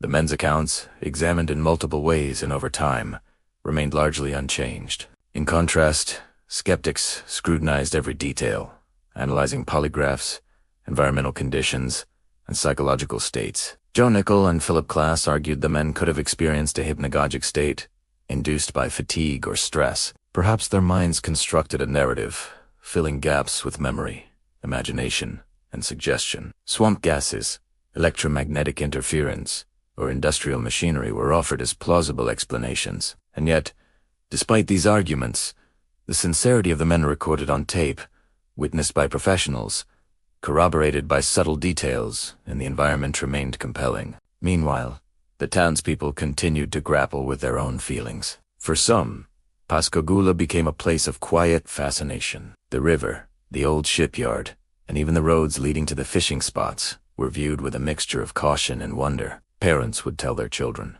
half in jest, half in seriousness, about the night the river witnessed something extraordinary. Fishermen became more attentive to the skies, not out of fear, but out of respect for what could exist beyond the familiar. Festivals and cultural markers began to emerge, though not immediately. For years, the town carried the story with subtlety, weaving it into local lore, mentioning it only when curiosity arose. Over decades, however, Pascagoula embraced its history more openly. By 2019, a historical marker stood near the river, quietly honoring the night that had transformed not just the men involved, but the town itself. The marker didn't offer explanations. It didn't claim understanding. It merely noted that something remarkable had happened here, inviting reflection, wonder, and contemplation. In the decades that followed, media revisited the story in various forms. Documentaries, news, segments, and online features explored the incident anew, often including interviews with local residents, descendants, and experts. Each retelling added layers not just of factual recounting, but of emotional resonance. How did it feel to be one of two men living under the weight of disbelief? What did it mean for a community to quietly carry such a profound, unexplained event for decades? Even as new generations grew up, the story persisted. Children walking along the river were told to listen carefully to the night sounds, to notice the subtle flicker of light on the water, to be aware of the possibilities that existed beyond the immediately visible world. The river had returned to its natural rhythm.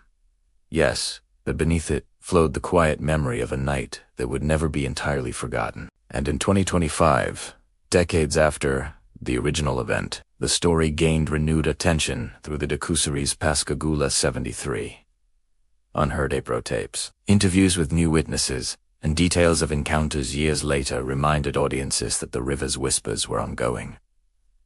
The narrative was not static. Even long after Hickson had passed and Parker had shared his final revelations, the story continued to evolve, blending history, emotion, and curiosity. Through it all, Pascagoula remained a study in contrasts. Ordinary and extraordinary coexisted, flowing together like the river itself. Fear and fascination intertwined. Skepticism and belief danced in delicate balance, and for anyone paying attention, the subtle truths, the human truths emerged most clearly. Hickson and Parker had experienced something beyond explanation, yet the resonance of that experience was as much about human vulnerability, honesty, and courage as it was about lights in the sky. Perhaps that is the quiet lesson of the Pascagoula rippled away one night. One event, one human reaction can echo outward through time. It is not the spectacle that lingers, but the quiet, emotional truth that slips between words, between memories, between hearts, willing to feel and listen. And as the river flows still today, one can imagine the gentle swell of its waters carrying more than fish or driftwood. Beneath the surface, there are echoes of that October night, tribbles of fear, wonder, and human resilience that continue to remind us how fragile, how extraordinary, and how connected our experiences can be. The river remembers, even when the world tries to forget. Chapter 11 echoes within, even after the lights had vanished, and the craft had receded into the night sky. The world of Charles Hickson and Calvin Parker did not return to its familiar rhythm. On the surface, the Pascagoula River flowed as it always had, smooth and reflective under the moonlight. But inside the minds of the two men, a quiet storm had settled, invisible yet undeniable, rippling through their thoughts, memories, and every mundane moment of daily life. For Charles, the experience became a constant companion, never loud, never demanding, but present in subtle ways. He would sit on his front porch in Gautier, hands resting on the wooden railing, listening to the distant hum of the river and the soft rustle of leaves. The memory of that night sometimes rose like a tide, bringing with it the sensation of weightlessness, the cold, metallic texture of the being's skin, the clinical gaze of the scanning device that had swept over his body. It was as if, in those quiet moments, the impossible had returned to whisper in his ear. At work, the rhythm of shipyard life offered a small measure of grounding. The clang of metal, the hiss of welding torches, the steady, familiar cadence of machinery, all of it was comforting. Yet even amid the routine, he noticed the smallest flickers of memory, a reflection in a puddle that seemed almost too bright, a shadow that lingered too long, a sudden chill that made him glance up at the sky. Charles began documenting these experiences meticulously, not for fame, not for validation, but to preserve a record of the world he had touched, a world no one else could see or understand. Calvin Parker's journey was quieter, more inward, but no less profound. Where Charles found solace in the deliberate recording of facts and observations, Calvin wrestled with the emotional weight of the encounter.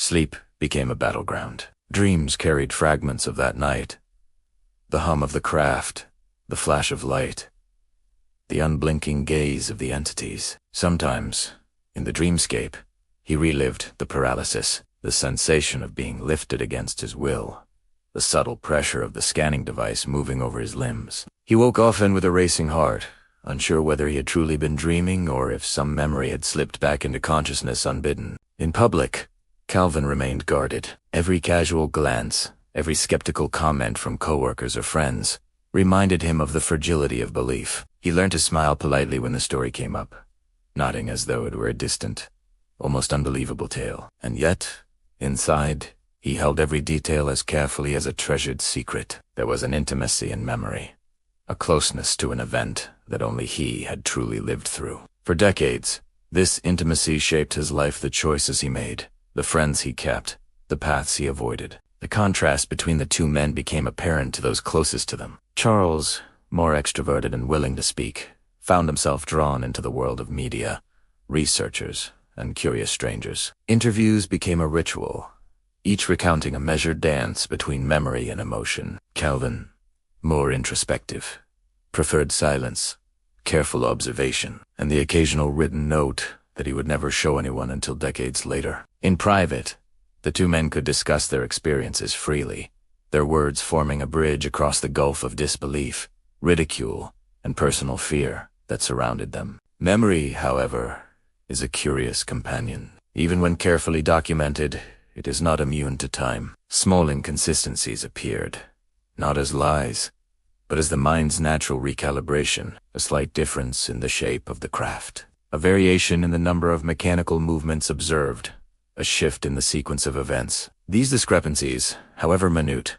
became the fodder for skeptics, and the reason for public doubt. Yet, for Charles and Calvin, the core truth remained unchanged.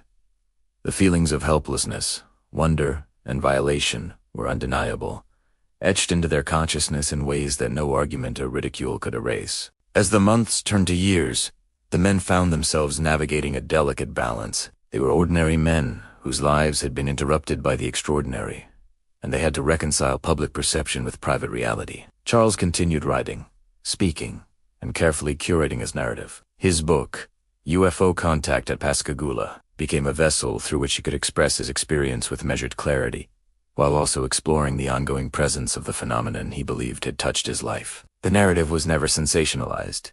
It was deliberate, introspective, and patient-like, a gentle probe into the limits of understanding. Calvin, in contrast, waited decades before feeling the time was right to share. His own book, Pascagoula, The Closest Encounter, My Story, contained layers of private thought, transcribed hypnosis sessions, and reflections on the psychological toll of the event. Within its pages, he described sleepless nights, social isolation, and the subtle, enduring fear that had guided his choices for years. It was a document of personal survival, a testament to endurance in the face of events that challenged every assumption about reality. The psychological impact extended beyond the individual men. Their families felt the quiet tremors of the incident in ways both tangible and subtle. Children sensed a tension in the household, even if they did not understand its source. Spouses absorbed unspoken anxieties.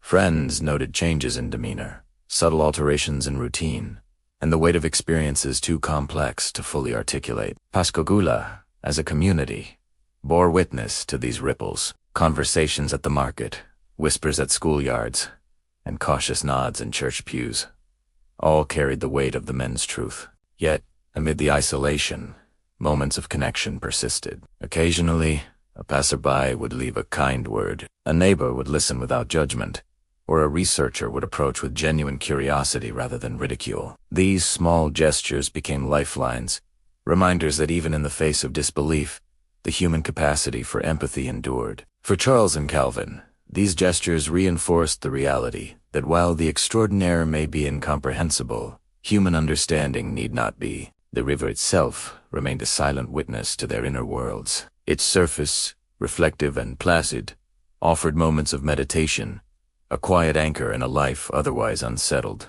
Charles would watch the moonlight shimmer across the water, recalling the sudden blue flashes of that night. Calvin would listen to the hum of cicadas, the gentle lapping of waves against the bank, and find a rhythm in which memory and imagination could coexist without overwhelming him. In these moments, the river became more than a location. It became a companion, a mirror to the depths of human experience, a conduit for reflection and quiet revelation. Their personal reflections often converged on the same fundamental question: what does it mean to live with an event that defies comprehension? For Charles, it was an invitation to exploration, both external, through documentation and interviews, and internal, through careful contemplation. For Calvin, it was a test of endurance, patience, and emotional regulation. Together, they embodied two paths through the unknown: engagement and introspection, action and stillness, speech and silence. Even as time progressed and media attention waxed and waned,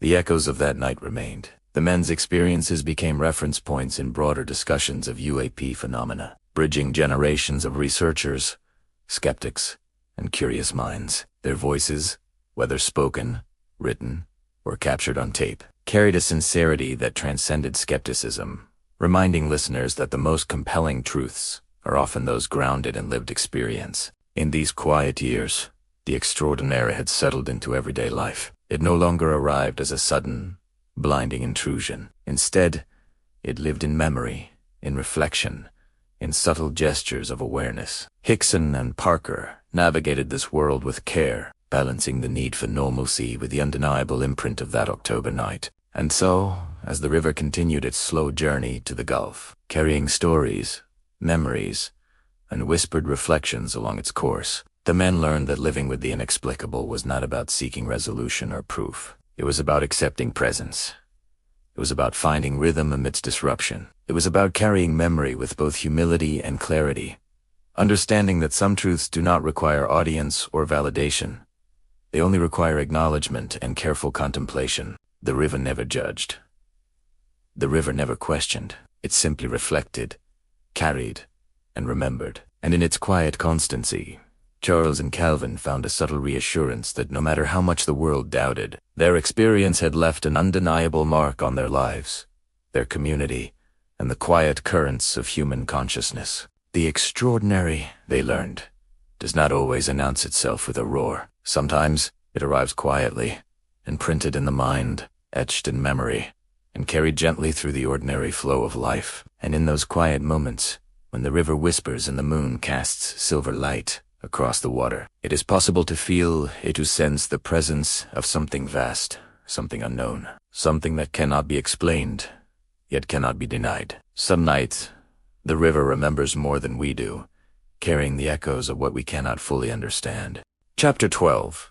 Shadows along the river, the Pascagoula River, wide and dark, carried a stillness that seemed eternal. On most nights, its surface mirrored the pale silver of the moon, broken only by the gentle ripple of a passing fish or the soft splash of a lone oar. Yet beneath that calm exterior, the river held stories quiet, persistent, and often unseen. For Charles Hickson and Calvin Parker, it had become a place of reflection, a backdrop against which the extraordinary of that October night would forever replay in subtle ways. Even years after the incident, they sometimes returned to the riverbank, not to fish, not to seek spectacle, but to reconnect with the world as it once was and to confront the world as it had become. Walking along the familiar dirt paths, they would notice small details.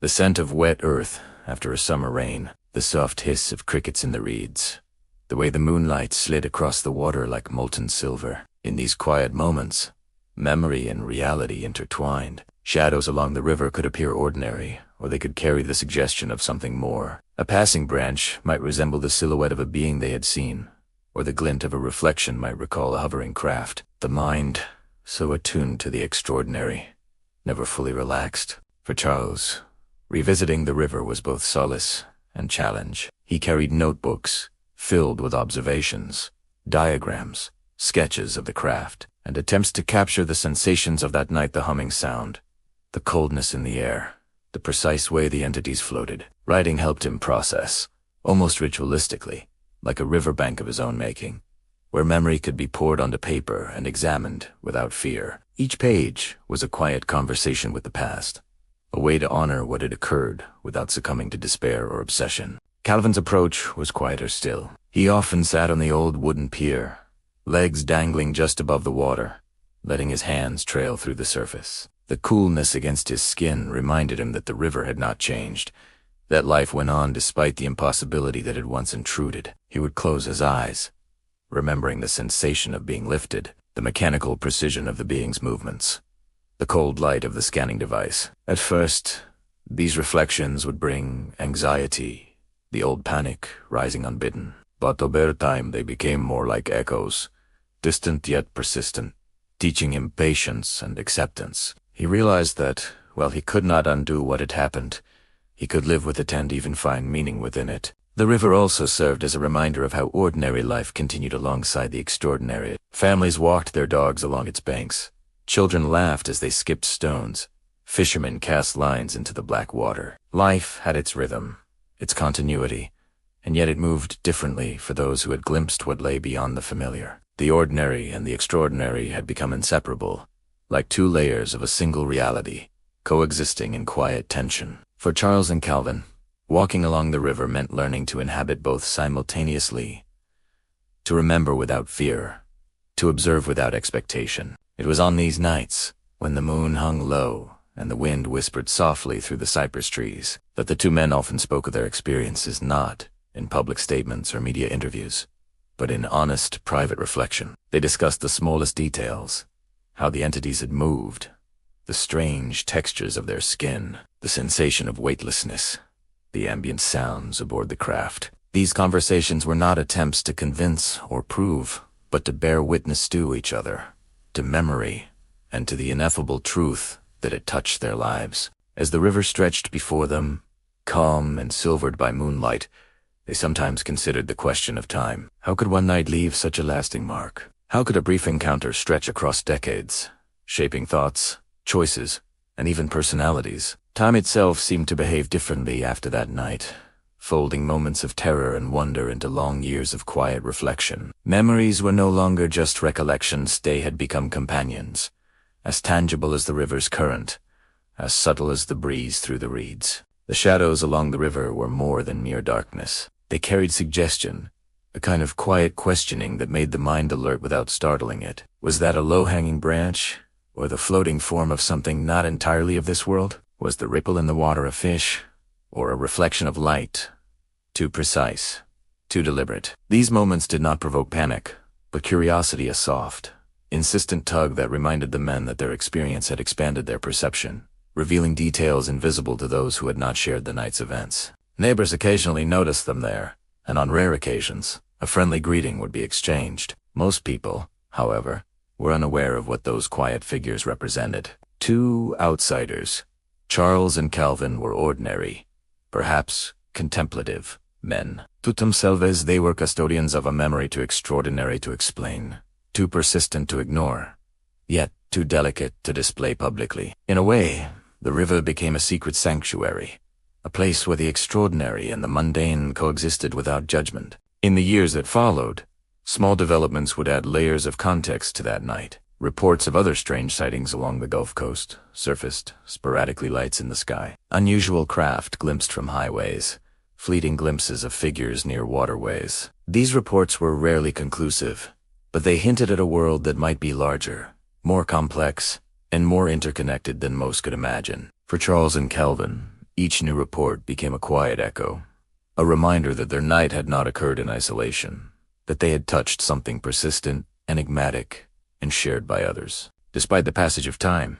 the psychological effects lingered. Nights were often restless, sleep punctuated by dreams that recalled textures, sounds, and sensations with startling clarity. Parker, in particular, noticed how subtle triggers a hum, a shimmer of light, the scent of wet metal could reignite old anxieties. Yet these moments were tempered by awareness, the knowledge that memory could be observed, reflected upon, and integrated. They were learning to navigate the interplay between lived experience and ongoing perception, a skill that required patience, trust, and subtle attentiveness. Community perception evolved slowly. The initial skepticism and ridicule had softened into cautious curiosity. Locals would occasionally approach with questions, some more genuine than others. The town, once indifferent or quietly mocking, began to recognize the story as part of its unique character. Festivals celebrated the river,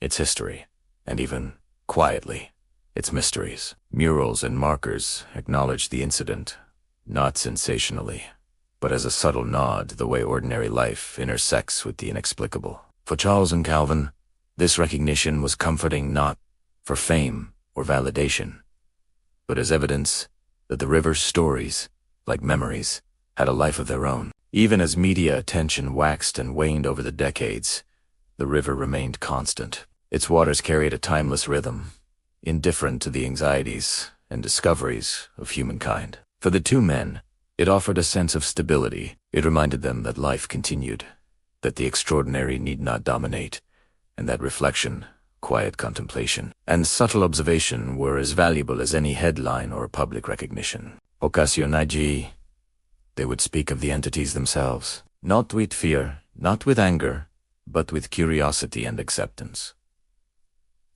What were they? Why had they appeared? Why had they behaved as they did? These questions were never fully answered, yet pondering them became an exercise in humility. The unknown did not demand understanding it, required respect, attention, and the capacity to coexist with mystery. In this way, the river and the memory of that night became intertwined, inseparable. One could not exist fully without the other.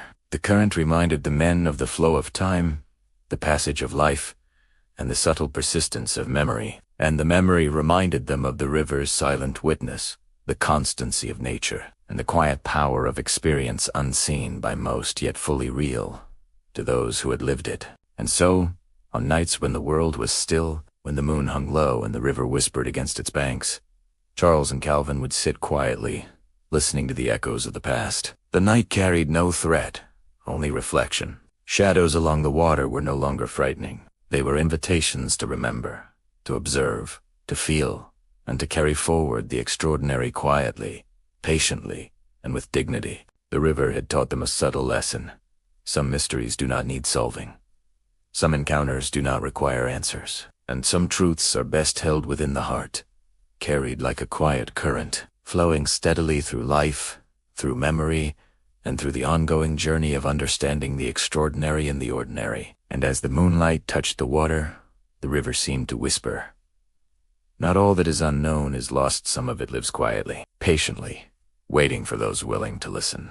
Chapter 13, Whispers in the Night. The nights along the Pascagoula River held a language all their own. It was not spoken in words, yet it communicated through the soft lap of water against the bank, the rustle of reeds swaying in a gentle wind, the faint chirp of cicadas hidden in the shadows. For Charles Hickson and Calvin Parker, this language had become familiar. It was a rhythm they could feel in their bones, a cadence that both comforted and unsettled, reminding them that even the quietest moments could hold traces of the extraordinary. After the encounter, silence became a new kind of sound. The world, once predictable and ordinary, now carried layers of uncertainty. Even when life seemed calm, subtle sensations and unfamiliar hum, a flicker of light, the shadow of a tree in the moonlight could pull the mind toward memories of that night. Some people might have ignored them, shrugged them off as imagination. But for those who had felt the impossibility firsthand,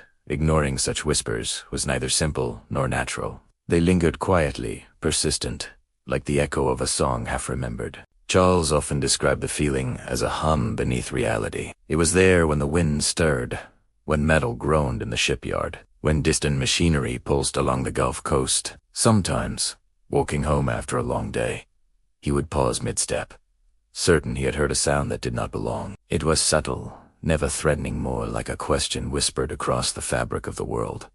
"Do you remember?"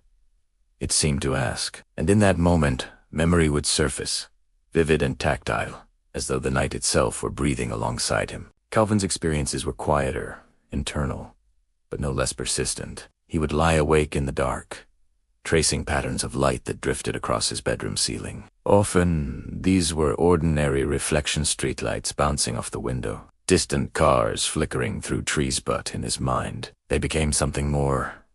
Soft reminders of hovering craft, gentle glows that had once scanned their bodies.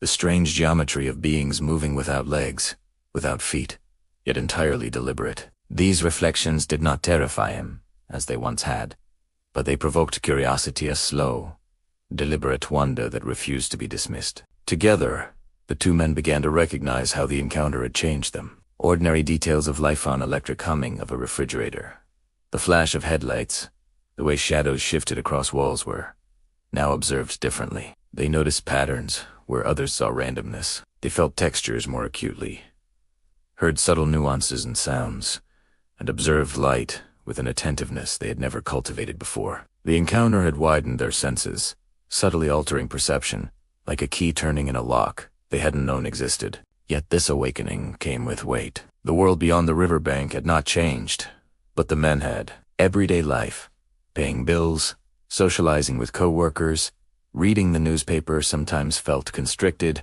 almost suffocating. They carried a secret too complex, too incomprehensible, to share casually. When people joked about UFOs or aliens, their laughter was a gentle reminder of isolation. The secret wasn't shameful, it was burdensome. Knowing something profoundly unusual had occurred, and knowing that few would understand, created a quiet distance between them and the ordinary world. On nights when the moon was high, Charles and Calvin would walk along the river silently, side by side. The water whispered against the shore, the reeds leaned slightly as if to listen, and the breeze carried scents of salt, mud, and distant pines. Sometimes they spoke, sometimes they didn't. Their conversations were measured, careful, as if the words themselves might disturb some fragile balance between memory and reality. When they spoke, it was often in fragments. A recollection of a sound, a detail of the craft, the sensation of floating, the metallic smell, the cold touch of the devices. These fragments were small keys, unlocking both fear and fascination, anchoring them to an experience that had defied explanation. The community around the river had begun to notice subtle changes in the men as well. Hickson, increasingly public in his discussions of the encounter, had grown patient yet deliberate. He listened intently when others spoke, eyes alert for details that might resonate with the unusual. He had developed an intuitive sense for nuance, for small inconsistencies in stories or reactions that few others could perceive. Calvin, more reserved, had become attuned to moods and energy, sensitive to shifts in conversation, even the quietest unease in a room. Both had learned that perception was not just seeing, but listening, feeling, and attuning to subtleties often overlooked. Over the years, occasional sightings along the Gulf Coast added layers of context to their experience. Lights in the sky that moved too smoothly, unexplained objects glimpsed from distant highways, fleeting silhouettes near the water. All of these became quiet companions to memory. Sometimes, Charles would sketch these reports, trying to capture shapes, movements, and angles. Sometimes, Calvin would listen to recordings of witness testimonies, noting recurring patterns, subtle echoes of their own night by the river. These reflections were neither proof nor obsession, they were study, a slow unfolding of understanding, a patient listening to the world's quiet mysteries. Sleep, however, remained complex. Dreams were vivid and layered, textures and sounds from the river and the craft bleeding into the subconscious. Calvin sometimes awoke with a start, feeling the sensation of weightlessness, the hum of unseen machines, or the strange glide of entities across his mind's eye. Charles often experienced calm yet profound reflections. In his sleep, piecing together memories with gentle scrutiny, attempting to reconcile sensory details, timelines, and emotional responses. They both learned to observe their dreams like they would a river flowing, unpredictable, but rich with insight. Even as decades passed, certain nights called them back to the river. They would arrive in silence, stepping carefully along familiar paths, attuned to the subtle play of light and shadow. The riverbank itself seemed to respond, a living backdrop for contemplation. Shadows bent softly, water shimmered under moonlight, and reeds whispered like an attentive audience. In these moments, there was no panic, no urgency, only the quiet recognition that some encounters are not events to be resolved, but experiences to be lived alongside, like companions that walk unseen but felt. Through these reflective nights, Charles and Calvin began to consider the nature of memory itself. How could one night, brief and extraordinary, persist so vividly for decades? How could sensory impressions, emotional responses, and temporal awareness intertwine to form such enduring resonance? Their discussions were gentle, exploratory. They shared observations, hypotheses, and quiet wonder. Memory was not merely a record, it was a living landscape, constantly shaped by attention, reflection, and emotional resonance. And in that landscape, the river and its whispers became guides, helping them navigate both the past and the present. The whispers in the night were also lessons. They taught patience, humility, and attentiveness. They reminded the men that not all mysteries need solving, that curiosity could coexist with uncertainty, and that profound experiences often resist neat explanations. The extraordinaries had entered their lives, not with force or spectacle, but with subtle insistence, reshaping perception and guiding reflection. And in learning to inhabit that space, they cultivated empathy, patience, and a deepened awareness of both the seen and the unseen. Neighbors sometimes approached during these nocturnal walks, curious about their presence, yet most conversations remained surface. Few could understand the nuances of living with memory and perception entwined with something inexplicable. Yet even brief encounters reinforced the quiet truth. Ordinary life and extraordinary experience could coexist. It was a delicate balance, one that required attention, acceptance, and gentle respect for boundaries both personal and cosmic. At Hitz, Earth, the river and its nights became a metaphor for the men's journey. Life flowed onward, steady and patient. Currents shifted, shadows danced, and mysteries lingered in quiet recesses. Charles and Calvin learned to move with that flow, observing without fear, contemplating without obsession, and holding experiences in the mind like treasures of subtle knowledge. They came to understand that some truths are not shouted, some revelations are not framed in headlines, and some knowledge is best held in the soft, persistent space between awareness and wonder. And so, with each night, with each walk along the moonlit water, they practiced listening. To the river, to memory, to shadows, and to whispers that carried through the air. Some were echoes of the past. Some were gentle prompts from the world beyond ordinary perception. And some were questions, unspoken but insistent, nudging them toward awareness without urgency or alarm. The whispers were constant. They reminded them of that singular October night, of fear and astonishment, of floating in light, of beings so different yet so deliberate. But they also reminded them of continuity, of calm, of ordinary life persisting alongside the extraordinary. The river taught them to honor both, to carry memory without fear, and to walk gently through a world that sometimes revealed more than it explained. And as the moon dipped lower, casting silvery trails across the water, the whispers of the river seemed to say, "Even the quietest nights hold secrets, waiting for those willing to listen." Chapter 14. Echoes across the water, the river never truly sleeps. Even in the darkest hours, when the world seems still and hushed, it carries echoes of the past. Gentle ripples slip over the stones, and every movement, no matter how small, is magnified in the soft quiet. Charles Hickson and Calvin Parker often found themselves attuned to these subtle reverberations. Years had passed since that singular night on October 11th, 1973. Yet the river continued to speak in its own language, a language of light, movement, and reflection. They would arrive just before dusk, when the sky began to soften into shades of lavender and silver. The water mirrored these colors, stretching endlessly, so still that it felt like walking beside a sheet of glass. The air was fragrant with the scent of pine, wet earth, and the faint tang of salt from the Gulf. It was in this hour between the fading day and the approaching night that memory seemed closest to the surface. One could almost reach into the past and feel it, as though time had become pliable, stretching just enough to allow remembrance and reality to coalesce. On these evenings, Charles often spoke first, his voice low, careful, almost reverent. "Do you hear it?" he would ask, though he knew Calvin did. Not a sound loud enough to startle, but the subtle hum of the water, the whisper of the wind through reeds, and, occasionally, the distant flicker of lights reflecting across the river's surface. Each sound carried with it a fragment of memory. It was not terror that accompanied these moments, as it had once been, but a deep, deliberate awareness. They were listening, always listening, for patterns, for meaning, for threads that might connect what they had lived through with what they could still understand. Calvin, standing slightly apart, would close his eyes and let the senses guide him. The river became a conduit, connecting him to the night 52 years ago, yet also anchoring him firmly in the present. He remembered the craft's silent hum, the gentle but insistent lift of his body, and the almost clinical detachment of the beings as they examined him. Yet in these reflections, he also noticed the subtle warmth of moonlight on his skin,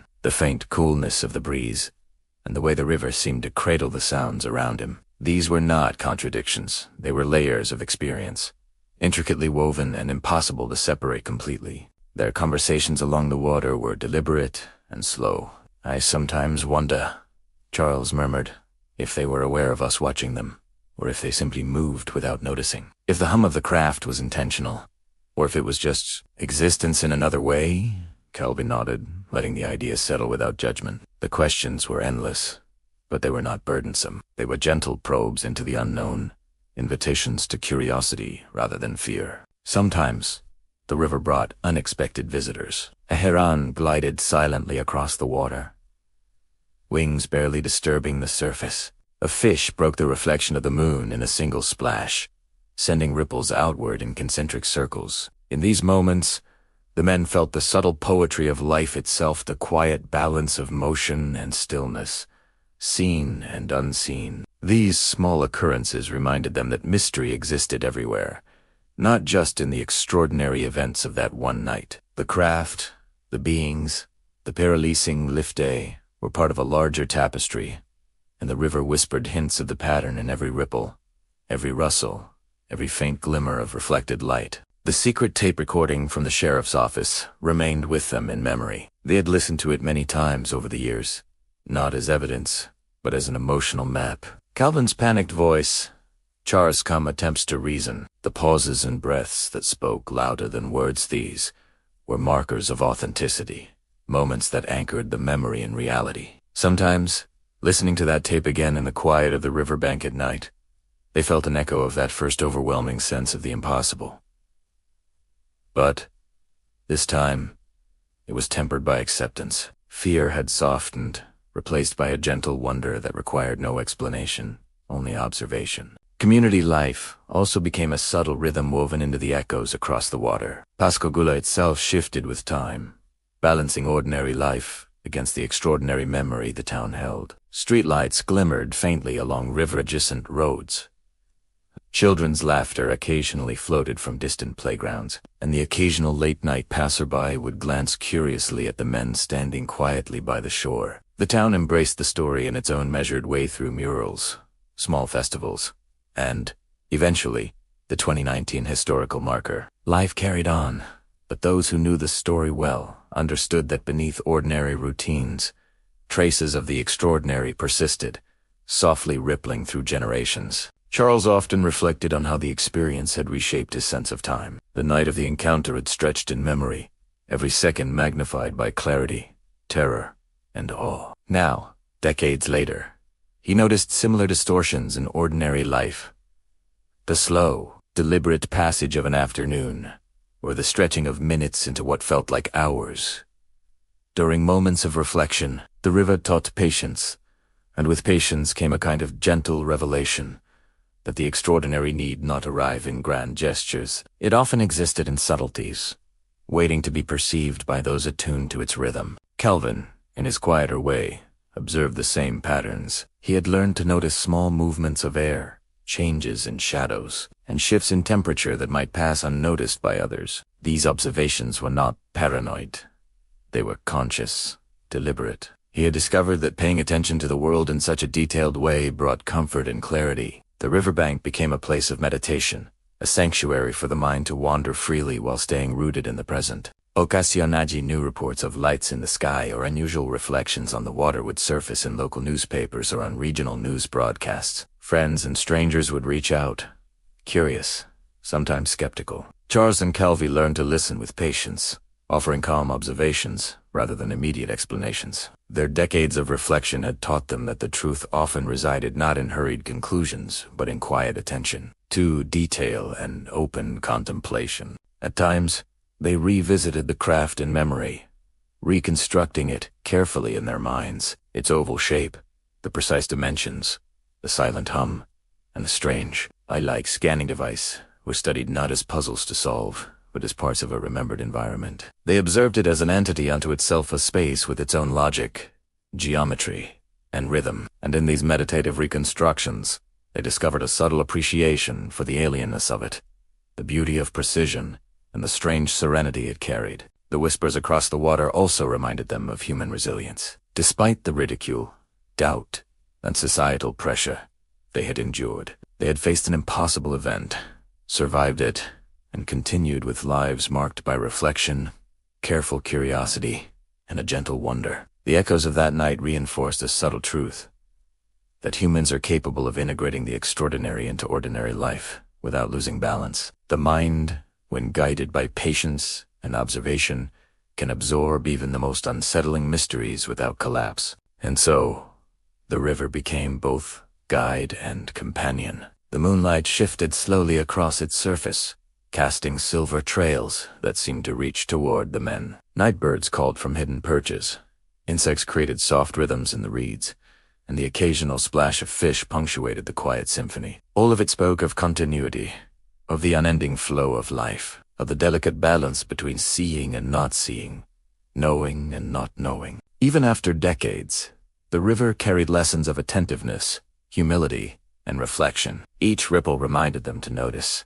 Each whisper in the reeds reminded them to wonder, and each glint of reflected light reminded them to honor both memory and perception. The extraordinary did not always announce itself with spectacle. Often, it arrived as a quiet presence, gently threading itself into life, and waiting for those willing to perceive its subtle guidance. And as they walked back along the soft banks toward home, the river behind them shimmered under the pale moonlight, as if nodding in quiet acknowledgement. Its whispers faded, but the memory lingered, gentle, calm, and enduring a reminder that some mysteries are not solved, but lived alongside, softly shaping every thought, every sensation, and every quiet night spent beneath the stars. The river never forgot, and neither did they, the past always flowing alongside the present, quietly, insistently. Chapter 15. Whispers between the trees. There is a moment at dusk when the world seems to pause, as though the trees themselves are holding their breath. Shadows stretch long across the ground.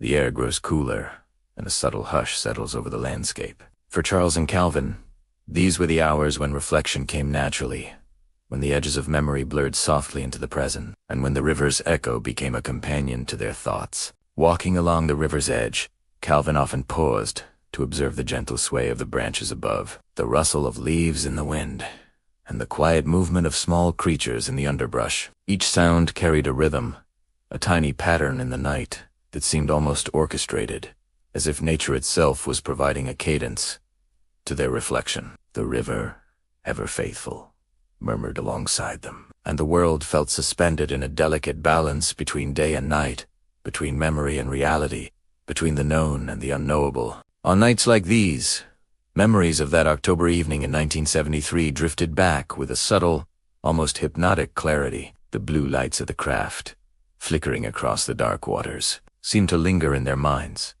softened by the passage of time but no less vivid. Charles would describe it in fragments, careful to choose words that conveyed both precision and wonder. How the craft hovered effortlessly, silent except for its low hum. How its shape defied easy description. How it seemed to exist outside ordinary dimensions of space. Calvin, in his quieter way, recalled the sensations, the weightlessness, the unnatural stillness of their bodies, the peculiar warmth and coldness of the beings, touch all mingling into a memory that was at once terrifying and mesmerizing. The trees, standing tall and silent, seemed to lean closer as if listening. Sometimes, when the wind carried just right, the rustle of leaves felt like whispers, gentle voices murmuring secrets of the night. Calvin would pause and ask softly, almost rhetorically, "Do you think they notice us when we remember?" Charles would smile, not needing to answer, for the question was more a reflection than an inquiry. They understood that some mysteries were meant to linger on the edges of perception, not to be fully captured or explained. The aftermath of that night had rippled into every corner of their lives. Hickson had become the more public of the two, speaking on television,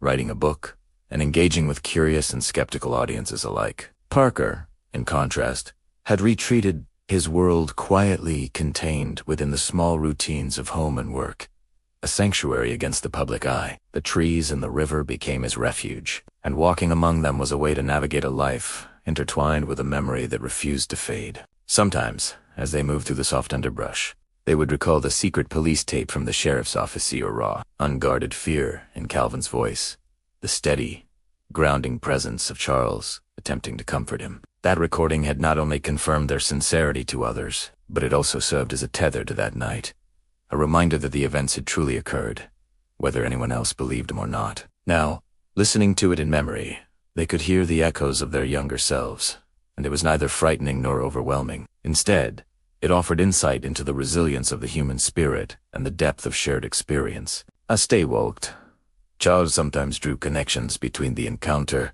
and the patterns he saw in the world around them. The rhythmic sway of the branches, the coordinated movements of insects, even to soft, deliberate flight of a nearby owl reminded him of the precision and order inherent in the universe, both known and unknown. Perhaps, he thought, the beings that visited them were no different in their own realm, moving with purpose, yet guided by laws or patterns beyond human comprehension. Calvin, more attuned to emotional nuance, often lingered in the sensations left behind by the experience, the lingering anxiety, the pangs of fear that returned in sudden, unbidden moments. The waves of curiosity that swept over him when noticing strange phenomena were integrated into a delicate awareness. He had learned to observe without judgment, to recognize the extraordinary without panic, and to honor the memory without being consumed by it. The trees, in their silent wisdom, seemed to echo this lesson, their ancient presence offering calm reassurance.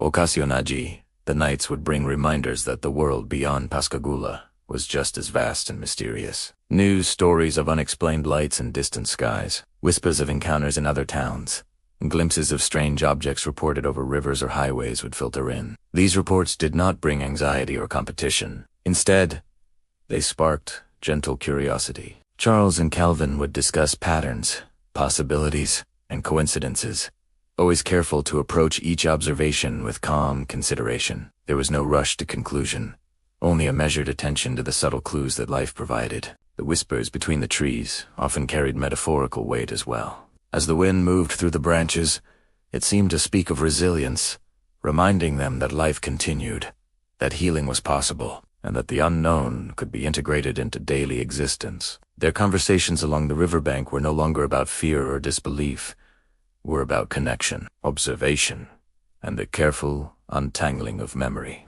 On nights when the river shimmered with reflected moonlight, the boundaries between the remembered craft and the natural world felt almost blurred. The subtle ripples on the water mimicked the quiet motion of the being's hovering presence. Calvin would gaze at the soft reflection and say nothing, feeling a quiet kinship between what was witnessed and what persisted in memory. Charles, standing beside him, often traced the outline of the water with his eyes, noticing how each curve, each glimmer, seemed to mirror a detail long etched in their minds. It was as if the river and the trees were participating in their reflection, quietly affirming the reality of what had occurred. Even simple sensations became layered with meaning. The soft crunch of leaves underfoot, the distant call of an owl, or the sudden rustle of a small animal in the underbrush all were reminders that life was continuous, that the extraordinary existed alongside the ordinary, and that attentiveness could reveal hidden patterns. These subtle interactions, often overlooked in the rush of daily life,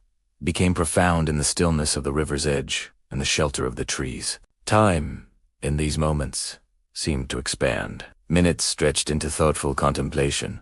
Hours felt like chapters unfolding softly in memory, and decades became a gentle arc, connecting the past to the present. The extraordinary encounter was not erased by time. Rather, it had been integrated into a quiet, deliberate rhythm of observation, reflection, and acceptance. And as the night deepened, the stars emerging slowly above, the river and trees seemed to pulse in harmony with the men's inner thoughts. Each star was a point of curiosity, a question, an invitation to wonder without expectation of answer. Each ripple on the water was a reminder of continuity, of the subtle influence of unseen forces, and of the enduring presence of mystery. The lessons of that October night had transformed from immediate fear into lasting awareness. Both Charles and Calvin had learned to inhabit the quiet spaces between moments to feel deeply, to notice subtly, and to trust in the unfolding of events without demanding full comprehension. The trees whispered encouragement.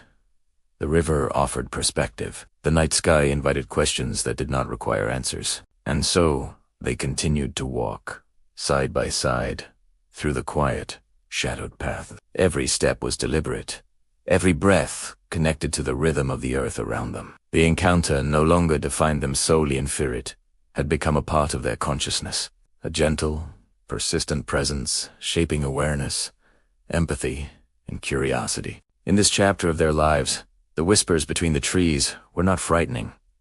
They were comforting. They were reminders that the extraordinary can coexist with calm, that memory can teach rather than torment, and that even the most mysterious experiences can be integrated into the gentle flow of everyday life. As they finally turned back toward the soft glow of distant lights, the forest seemed to exhale, as if acknowledging their passage, their reflection, and the quiet courage it took to live with the memory of the unknown. And in that quiet, the world seemed to pause, letting the echoes of the past and the whispers of the present mingle, softly, endlessly. Chapter 16. Echoes along the river. There is a certain magic to rivers at night, the way water moves quietly over stones, carrying reflections of the moon and the unseen world beyond the banks. For Charles and Calvin, the Pascagoula River had always been a place of calm, a simple retreat. After long shifts at the shipyard, but after October 11th, 1973, the river became something else. As well, it became a silent witness, a living reminder of the extraordinary that had unfolded along its waters. Walking along the shore, the air damp with the faint scent of moss and wet earth, they could hear the soft lapping of water against the bank, an almost hypnotic rhythm. Each ripple seemed to carry a memory, each whisper of the current, a fragment of a story that was theirs. Alone. The night air carried distant sounds, crickets, frogs, and the occasional splash of a fish leaping from the water, but it was the subtle, underlying hum that lingered in their minds, a hum that reminded them, even decades later, that some moments refused to fade entirely. That hum was not always audible in the literal sense, yet in memory, it resonated constantly. Calvin would pause to close his eyes and listen, allowing the river to guide his thoughts. He remembered the sensation of being lifted from the riverbank, the helplessness, and the sensation of the unknown pressing gently, yet insistently, against him. It was not terror alone, though fear had been present in abundance. It was the subtle realization that the world was larger, more intricate, and more mysterious than he had ever imagined. Charles, walking a few steps ahead, often watched the reflection of the stars in the water. He traced constellations with his gaze, noting how they mirrored the randomness and order of their own lives. "Do you think it matters that we understand it?" he asked softly, as though speaking to the river itself. Calvin, eyes closed, considered the question. "Maybe," he said after a pause. "The point isn't understanding fully. It's noticing, remembering, and living with it without fear." The night pressed in, gently around them. Shadows of trees stretched like long fingers over the ground, merging with the dark surface of the river. Every movement a flicker of an owl's wings.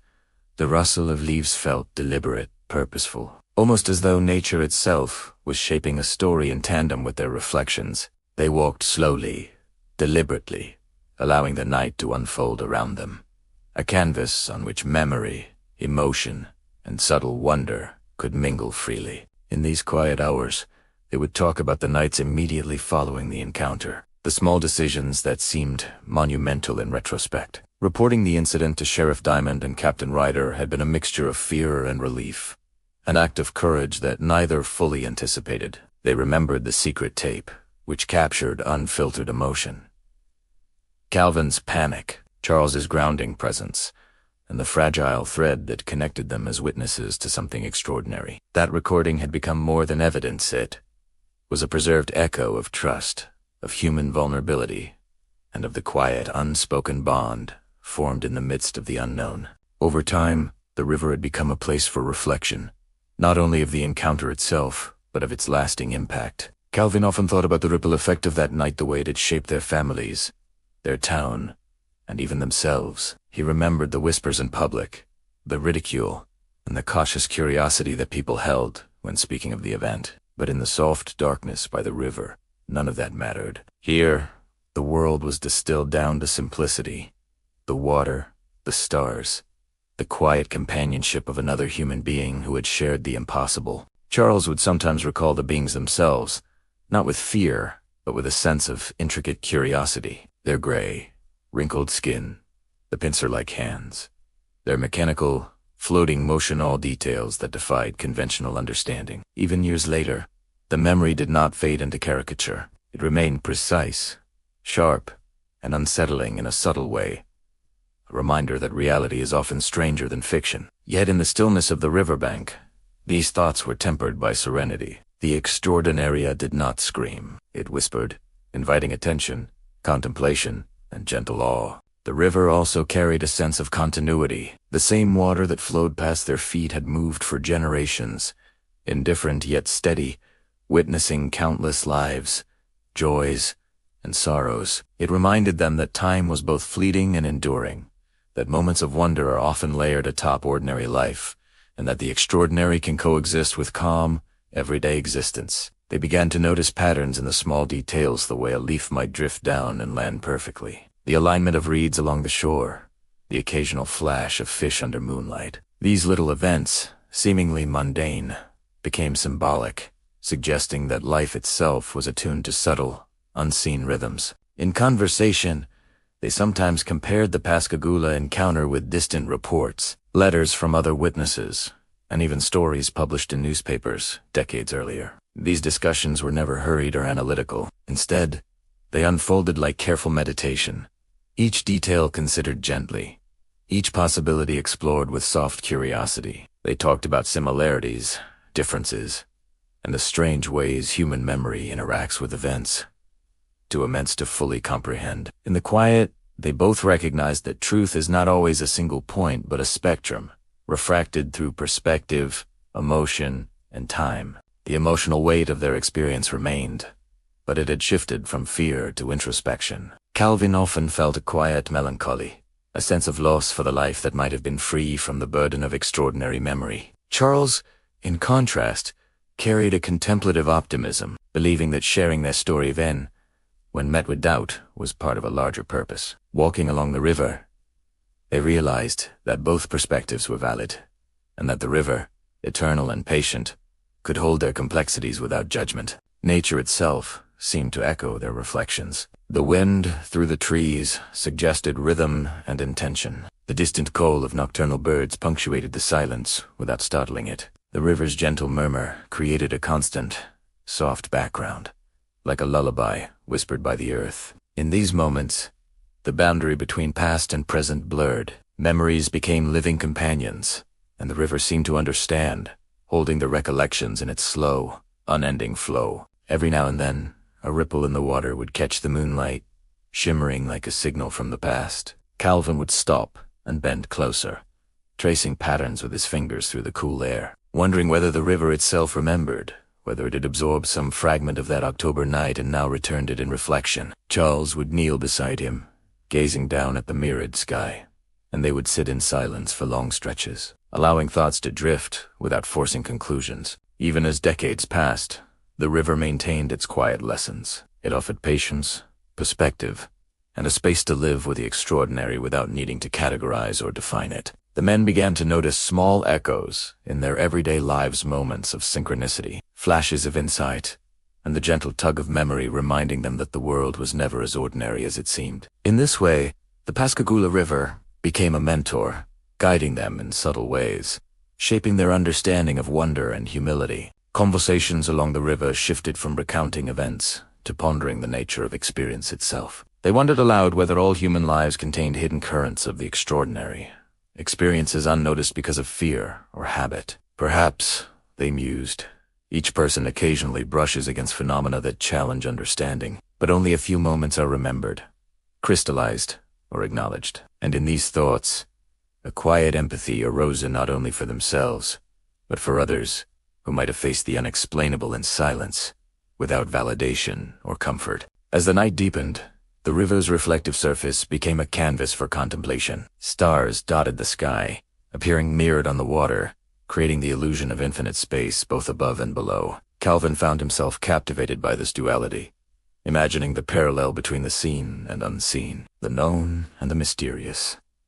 the ordinary life they led and the extraordinary event they had survived. Charles watched him and felt the same connection, understanding that some mysteries are not meant to terrify, but to expand awareness, to teach patience, and to cultivate curiosity. Finally, as the first hints of dawn touched the horizon, painting the sky in soft pastels, they rose from their quiet vigil. Their feet left prints in the soft soil along the bank, small, temporary marks in a world that endured beyond them. The river continued its endless journey. The trees whispered softly, and the night slowly gave way to day. Yet the echoes of their reflections, the whispers of memory, and the gentle hum of the extraordinary remained with them, woven seamlessly into the fabric of their ordinary lives. In the stillness between night and morning, they carried a subtle realization. The encounter was not just an event to recall, but a lens through which they could see the world differently, calm, attentive, and open. They understood that every moment, every rustle, ripple, and whisper contains potential for wonder. And even decades later, along the gentle currents of the Pascagoula River, the story of that night lived quietly, persistently, like a secret the earth itself kept for those willing to notice. The river flows on, carrying memories that whisper softly to those who walk beside it. Chapter 17. Whispers of Witnesses. Long after the river had returned to its familiar, unhurried rhythm, the story of Pascagoula began to drift outward, carried not only by memory, but by the voices of those who had seen or thought they had seen shapes in the night. Beyond Charles and Calvin, there were others, people who, for one brief moment, had glimpsed something unexplainable and had chosen silence. Maria Blair was one of these witnesses. A quiet, observant woman who lived across the river from the site of the abduction. She had been out on her porch that night, her attention caught by a distant glow. At first, she thought it might be a reflection, a trick of the water under the moonlight, but the lights moved sliding in a deliberate, slow rhythm, as though tracing the contours of the river. Shapes followed the glow. Figures, indistinct at first, emerged and vanished behind the mist rising from the water. Maria's story had remained private for decades. She had whispered it only to close friends, fearful of the ridicule she might invite. Yet her recollections matched aspects of Charles and Calvin's accounts in subtle, almost uncanny ways. The movement of the craft, the blue glow reflecting across the river, the low hum, barely audible, like the vibration of metal against water. Though she had not been directly involved, her perspective added texture to the narrative, a delicate echo from across the bank. It was this chorus of quiet witnesses that began to shift how people thought about Pascagoula. It was no longer simply two men's story. It was a tapestry of experiences, each individual thread revealing more about the extraordinary night. Some witnesses recalled only lights, of strange sounds, of fleeting shapes, yet together their accounts painted a broader picture. The repetition of unusual details, lights, hums, shapes made the story feel less like imagination and more like a shared brush with something beyond ordinary perception. This web of memory created a subtle tension. On one hand, it suggested verification. Multiple perspectives, all independent, all eerily consistent in their own ways. On the other, it raised questions about perception, memory, and influence. How much could human expectation shape observation? How could one tell the difference between seeing and believing, between imagination and reality? Even as the answers remained elusive, the presence of additional witnesses lent depth to the unfolding story. In interviews conducted decades later, Maria described her initial reactions: the flicker of awe, the rapid heartbeat, the tentative fear. She never touched the water, never approached the bank. She merely watched, observing without interference, a quiet participant to something extraordinary. Her restraint gave her memories a clarity, unmarred by immediate panic or movement. And yet, when she finally shared her story publicly in the 2025 docuseries Pascagoula 73, her account resonated deeply. Viewers could feel the weight of silence, the hesitation in her voice, the almost sacred respect she carried for that night. Other witnesses surfaced, to some distant, some fleeting, each adding threads to the tapestry. A trucker passing along the Gulf Coast recalled lights hovering over industrial yards. A fisherman, weeks later, saw what appeared to be a submerged object shimmering below the river's surface. Each account, on its own, might have seemed incidental or explainable. Together, they became patterns, subtle echoes, hinting at a presence larger than one isolated night. The importance of these additional voices was not simply in corroboration, it was in humanizing the story. Pascagoula was not just about cold reports or technical details. It was about perception, about how ordinary people encounter the extraordinary. Witnesses like Maria reminded the world that terror and wonder do not always announce themselves dramatically. Sometimes, they whisper in the darkness, gentle but insistent, leaving marks on memory that persist for decades. The very act of witnessing, in this context, carried quiet consequences. Fear and skepticism were twin companions to anyone who dared speak. Many remained silent for years, storing their memories in private diaries or behind locked doors, hesitant to expose themselves to ridicule. Yet, as years passed, the courage to speak slowly grew, and the mosaic of experiences began to emerge, richer and more nuanced than anyone could have imagined from the first interviews alone. In revisiting these accounts, one notices a pattern in human behavior. Ordinary people, when confronted with the unknown, often oscillate between curiosity and self-preservation. There is a natural impulse to explain away, to rationalize, to normalize. And yet, when rationalization fails, the mind settles into memory, holding both wonder and unease, the sense of something witnessed, but never fully understood. Witnesses like Maria and others carried this balance silently, embodying a quiet integrity that lent the Pascagoula story a unique credibility. The ripple effect of these voices also influenced Charles and Calvin in subtle ways. They were no longer isolated in their experience. Knowing that others had seen fragments of the same phenomenon offered validation, but it also magnified responsibility. Their narrative was no longer a solitary account. It was part of a collective memory, a network of subtle truths that spanned the river, the town, and even beyond. It was a reminder that extraordinary events rarely belong solely to those directly involved. They echo, ripple, and intersect with the lives of others in ways both profound and unseen. This network of witnesses also forced investigators, skeptics, and curious onlookers to reconsider simple explanations. The repeated details, the consistency of the unusual observations, and the absence of material gain made it increasingly difficult to dismiss the events entirely as fabrication. Psychological explanations, while valuable, could only partially account for the breadth and subtlety of the accounts. It became clear that Pascagoula was not simply a question of what happened to two men on a riverbank. It was a study in perception, memory, and the understated power of experience.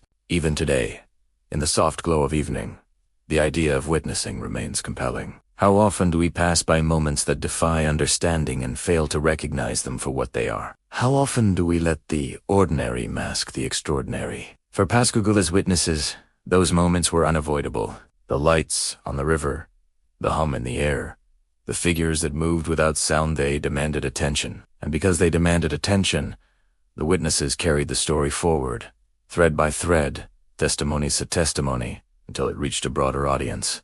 Decades later, there is also a subtle lesson in restraint. Not every observer intervened. Not every witness approached. Some kept silent.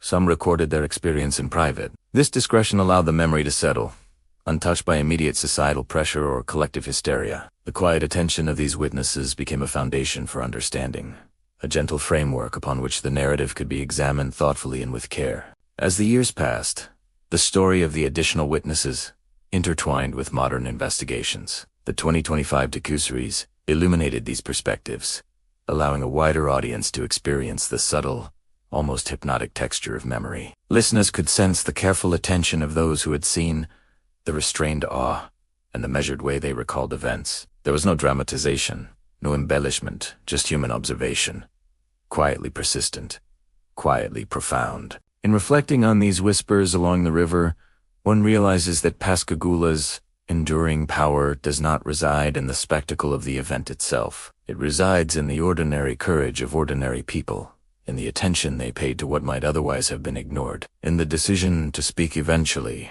even decades later. Witnesses like Maria remind us that perception is a shared human gift, one that can illuminate truths even when understanding is incomplete. Ultimately, the echoes of witnesses do more than corroborate.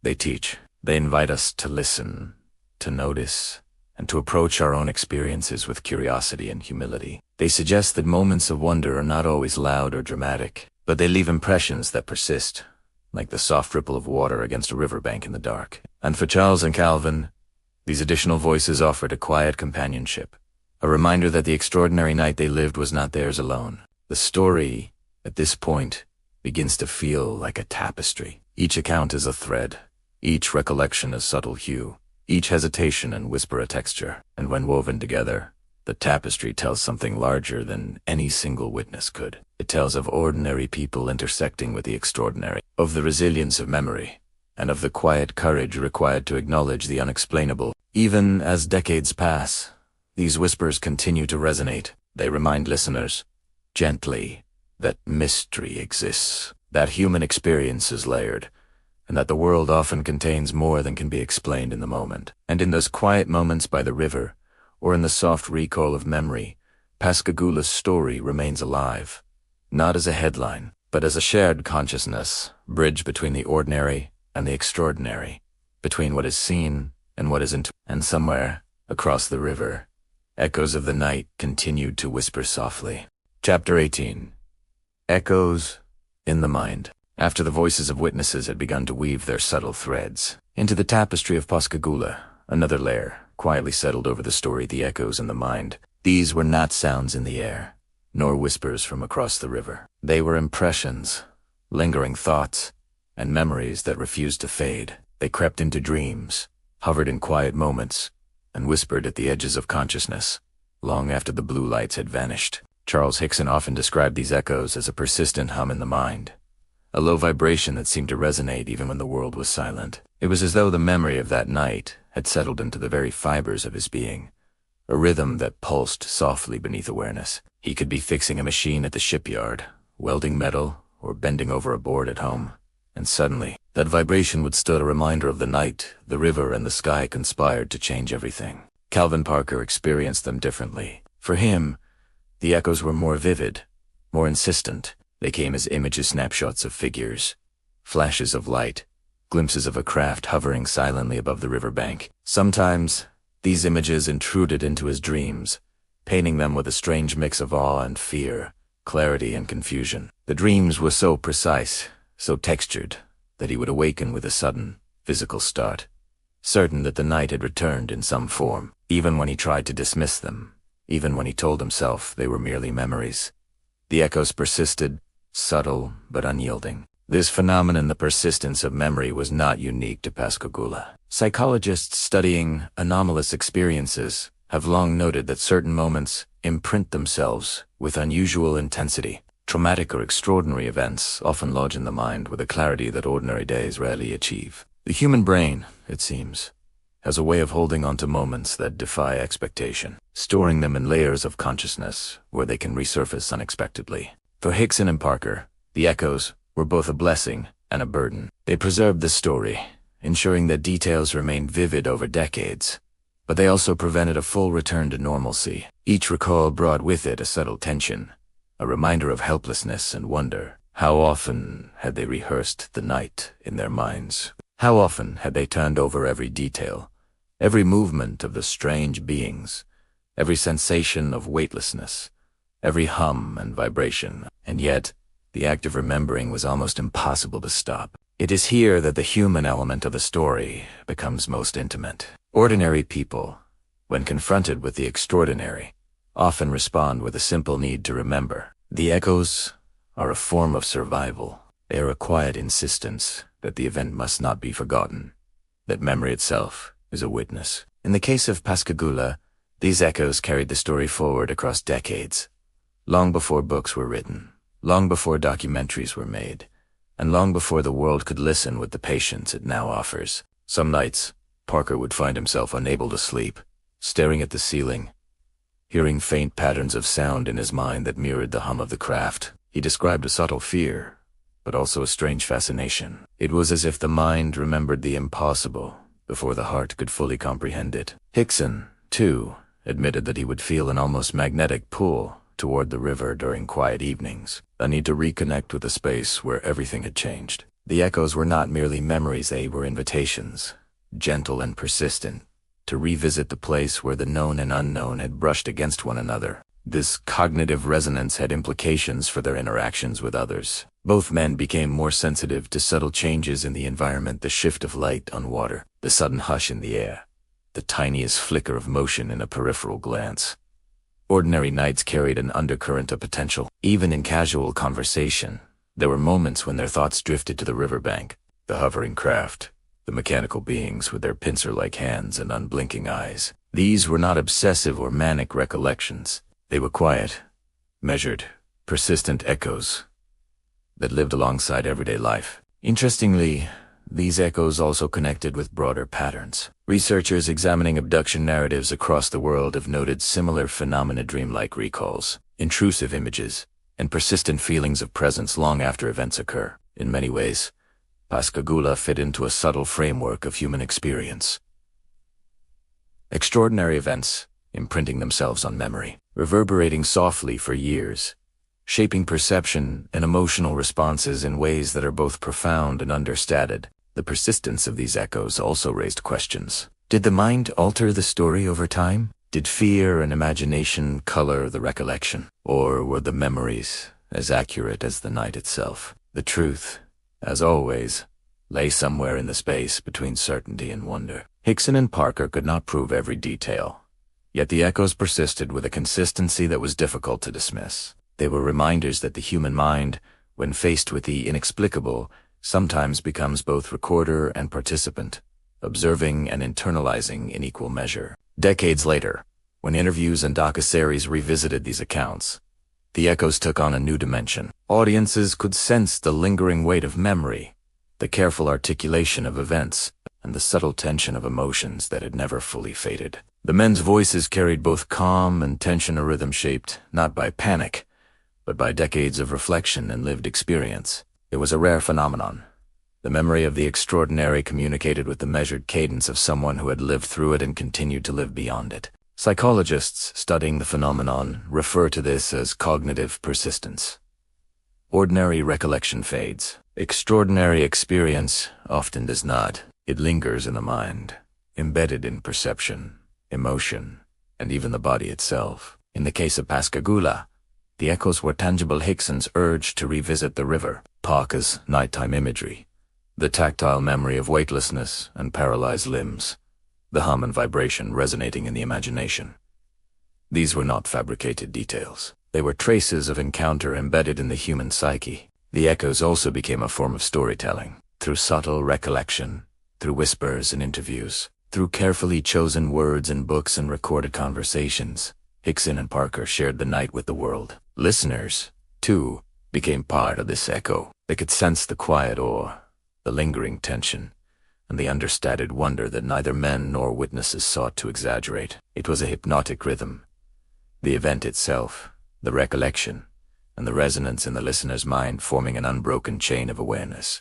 And yet, with this awareness came an undercurrent of responsibility. The echoes reminded the witnesses and the world that extraordinary experiences have consequences. They shape the way a person walks, speaks, sleeps, and dreams. They ripple into relationships, influencing family and friends, creating subtle tensions, raising questions that cannot be fully answered. For the town of Pascagoula, the echoes were collective. They were part of its cultural memory, influencing festivals, markers, and stories passed from one generation to another. Even today, in the quiet moments of reflection, the echoes continue. The river remains, as it was dark, slow, and enduring, but in the minds of those who witnessed, it hums softly with memory. The night of October 11th, 1973, though distant in time, is alive in consciousness. The blue lights, the hum, the figures, the paralysis day,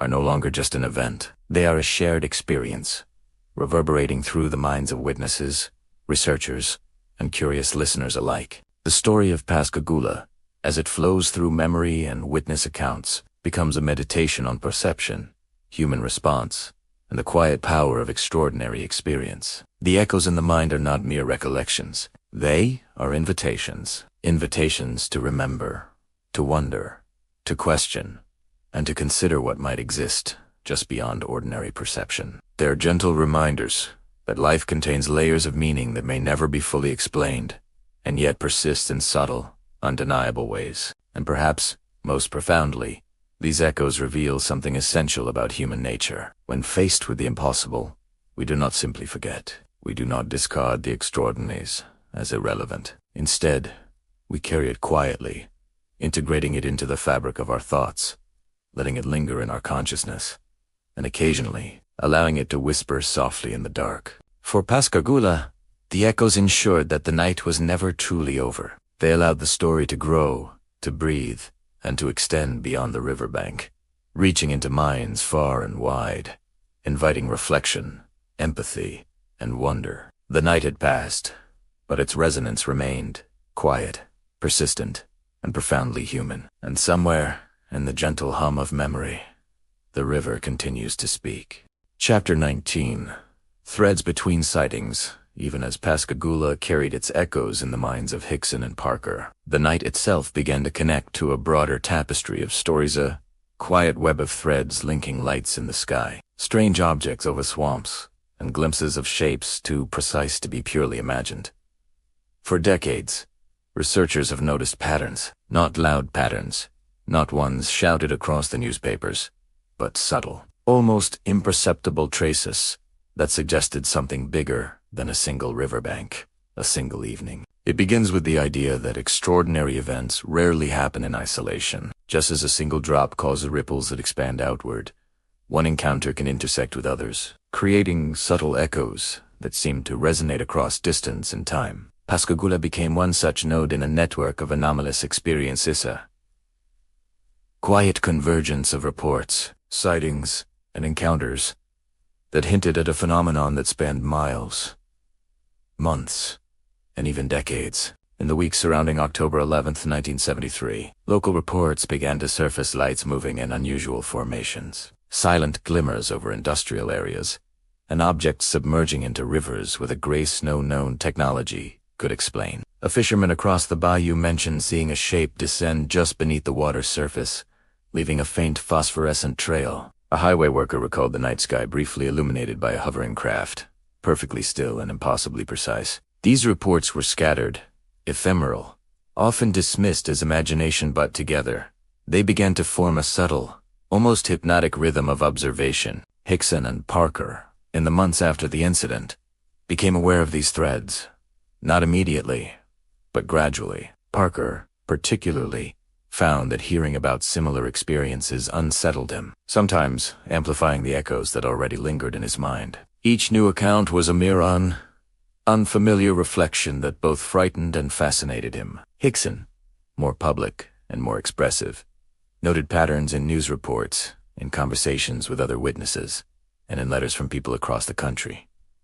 They were not alone. Their experience was part of a broader, quietly pulsing network of encounters. Researchers like Dr. J. Allen Hynek had long noticed these threads. Hynek, consulting for decades on unexplained aerial phenomena, emphasized the importance of comparison, not to prove alien visitation, he insisted, but to understand the subtle consistencies, the hovering crafts, the silence, the precise movements, the human response of awe and confusion. Each story, each whisper, was a data point, and in Pascagoula, Hynek saw a particularly strong signal to independent witnesses with aligned memories, examined repeatedly, whose narratives did not waver under scrutiny. The riverbank had become a lens through which a wider, almost imperceptible pattern could be discerned. Yet there was beauty in subtlety. These threads were never overwhelming, never forceful. They did not shout. Instead, they suggested a rhythm, a gentle cadence of the unusual brushing against the ordinary. It is a rhythm familiar to anyone who has paused on a quiet night, listening for something just beyond sight, or felt a subtle shift in the world that defied immediate explanation. The threads were like that, soft, almost imperceptible, but undeniable when followed closely. For ordinary people, the threads might have gone unnoticed entirely, but for witnesses, researchers, and those who listened carefully, they became markers of connection. They were reminders that the extraordinary could exist alongside the mundane, hidden in plain sight. A glow over a river here, a mechanical hum there, a fleeting shadow moving in silence. Over time, these threads wove themselves into the consciousness of those attuned to them, creating a quiet network of understanding, wonder, and, yes, fear. It is easy to imagine these threads as invisible strings connecting minds and memories. When Parker spoke of his dreams, when Hickson recounted the hum, or when Maria Blair described lights across the water, these stories seemed to echo one another, forming patterns too precise to dismiss. The threads were not always obvious. They did not come together like a clear map. They shimmered in peripheral awareness, hinted at in fleeting recollections, emerging fully only when someone paused to trace them carefully. The idea of connection extended beyond the immediate area. Pascagoula's events mirrored, in subtle ways, other encounters reported in the early 1970s. The Betty and Barney Hill case, earlier in the decade, had documented strange beings, examinations, and unusual craft behavior. The Travis Walton sighting, a couple of years later, also contained echoes of levitation and missing time. Researchers began to notice what they called a network of high strangeness, moments in which ordinary people intersected with inexplicable events, and the traces left behind suggested not randomness, but some quiet, subtle coherence. For the men themselves, however, these connections were both comforting and unsettling. Comforting, because they were no longer isolated, misunderstood, or alone in their experiences. Unsettling, because they could not know the origin, intent, or meaning of what they had witnessed. If a pattern existed, it was elusive, intangible, teasing at comprehension without ever fully revealing itself. The threads created a strange awareness that the world was larger, quieter, and stranger than they had previously imagined. Over the decades, this awareness manifested in small ways. Hickson noticed letters from people who had seen similar lights. Parker learned of those who experienced unexplained paralysis, brief levitation, or inexplicable sensations near bodies of water. Even scientists and skeptics, when reviewing decades of reports, began to acknowledge that the threads were not coincidental. There was, at minimum, an intriguing consistency to these reports' timing, description, emotional response that deserved consideration, even if conventional explanation remained elusive. Yet, the threads were never deterministic. They did not instruct or guide. They were invitations, gentle suggestions of a larger phenomenon, asking those who observed to pay attention, to notice, and perhaps to wonder. They were subtle reminders that the world might contain more than the immediately observable, that reality might fold in quiet, unexpected ways when least expected. By 2025, with modern research, public disclosures, and whistleblower accounts emerging, the threads became even more fascinating. Reports of objects with unexplainable movement, advanced technology, defying current engineering, and repeated witness credibility all seemed to intersect with Pascagoula. The past and present began to form a quiet continuum, a series of connected events spanning decades. The story was no longer just local. It was a node in a network, part of a slow unfolding rhythm of experience that reached across time, geography, and perception. But for the listener, the beauty of the threads lay not in proving or disproving anything. It lay in the quiet act of recognition, the understanding that ordinary people could witness extraordinary things, retain their humanity, and carry the echoes forward with integrity. The connection suggested humility and attentiveness.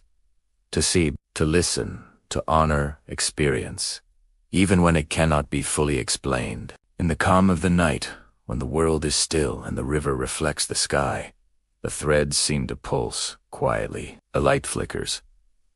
A soft vibration hums beneath perception. A memory surfaces.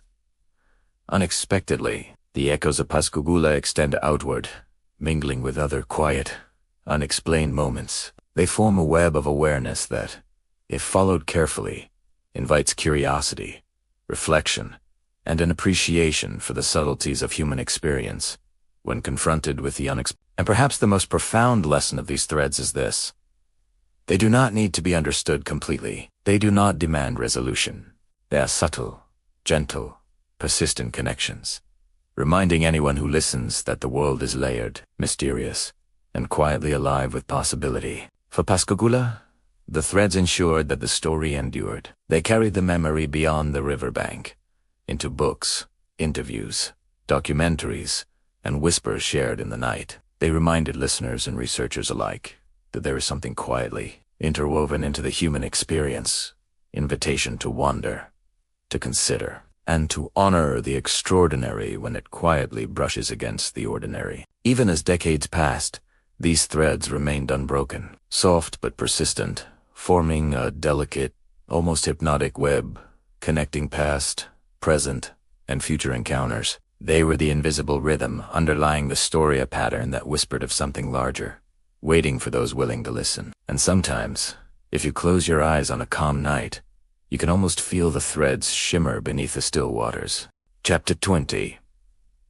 Echoes in the Mind. Even long after the lights vanished from the Pascagoula River, long after Hickson and Parker had returned to their homes, something lingered not in the physical world, but in the quiet recesses of the mind. It was subtle at first, a tremor in thought, a lingering hum behind the everyday noises of life, a shadow in memory that could not be explained, erased, or ignored. For Calvin Parker, these echoes were persistent. Days and nights blurred, filled with sudden recollections that felt almost intrusive, a hum in the back of the mind, the phantom pressure of weightless movement, the lingering smell of the river, and something metallic, something otherworldly that defied naming. At times, he would wake from sleep drenched in sweat, heart racing, convinced that he had returned to that riverbank, that the cold touch of something mechanical had grazed his skin. Even decades later, the memory was alive, not as a static picture, but as a subtle, persistent pulse that threaded through his thoughts. Charles Hickson, on the other hand, carried the echoes differently. His mind, more resilient to panic, often returned to observation and reflection. He replayed the details, the blue light reflecting off the water, the movement of the beings, the precise, clinical scanning device that hovered silently above them. He noted inconsistencies, not in the memory itself, but in how the world responded to their story. Friends who laughed, reporters who doubted, neighbors who whispered. Hickson internalized the echoes as a narrative thread, a story that needed to be told carefully, clearly, and repeatedly, even as the sensations lingered beneath the surface. These echoes were not limited to the witnesses alone. They spread outward, in subtle, almost imperceptible waves. Family members, friends, colleagues all sensed the shift in energy, even if they could not name it. Parker's younger relatives would notice his hesitations, his avoidance of certain topics, the way he recoiled from the sound of helicopters, or the sudden shine of reflective surfaces. Hickson's family observed his compulsive attention to detail, the way he remembered the night as if it were a living map in his mind. Every sound, every flicker of light, every mechanical hum catalogued in careful memory. Researchers studying abduction experiences refer to these phenomena as post-event echoes, psychological aftershocks that ripple through memory and perception long after the physical encounter ends. These echoes are subtle, not always terrifying, but persistent.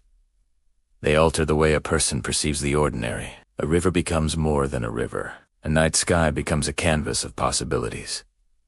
Shadows hold weight, silence holds tension, and every unexplainable sound feels like it could be a thread leading back to that otherworldly moment. Hickson and Parker experienced this differently, but both were marked. Parker's echoes often carried fear, quiet but insistent. He would sense a presence where none existed, or feel a cold, mechanical awareness brushing against the edge of perception. Sometimes he would see patterns in ordinary events, a glimmer of light, a mechanical sound. Even an industrial hum, and his mind would flash back, involuntarily, to the riverbank and the beings that had touched his life. For Hickson, the echoes were more contemplative. They were questions and curiosities. What does it mean? Why us? What lies hidden beneath the mundane flow of rivers, the hum of machinery, the calm of ordinary nights? The echoes also affected how they connected with the world. Parker became guarded, cautious with strangers, aware of how incredulous the world could be. He avoided crowds and conversation, sensing the vulnerability of sharing too much. Hickson, in contrast, leaned into public interaction. He lectured, wrote books, and recounted the events repeatedly, trying to bridge the gap between personal experience and collective understanding. Both paths were shaped by the same ethos, to quiet insistence that something had occurred beyond explanation, and that the memory demanded acknowledgement. Even observers and researchers felt echoes, though differently. Dr. Hota and Ellen Heinecke, after numerous consultations and hypnosis sessions, admitted to a subtle shift in perception. Cases that once seemed isolated began to form patterns. He noticed an awareness lingering in his thoughts, a quiet recognition that the ordinary sky might conceal more than previously imagined. Skeptics, too, while analyzing psychological explanations or dismissing anomalies, could not entirely shake the feeling that something beyond conventional understanding was at play. The echoes, subtle as they were, reached across belief, science, and skepticism alike. Over the decades, these echoes became part of a shared consciousness. New witnesses and researchers would come forward, and when their accounts mirrored aspects of Pascagoula, it was not mere coincidence. The stories resonated, the memories reflected similar patterns that had come before the disturbance.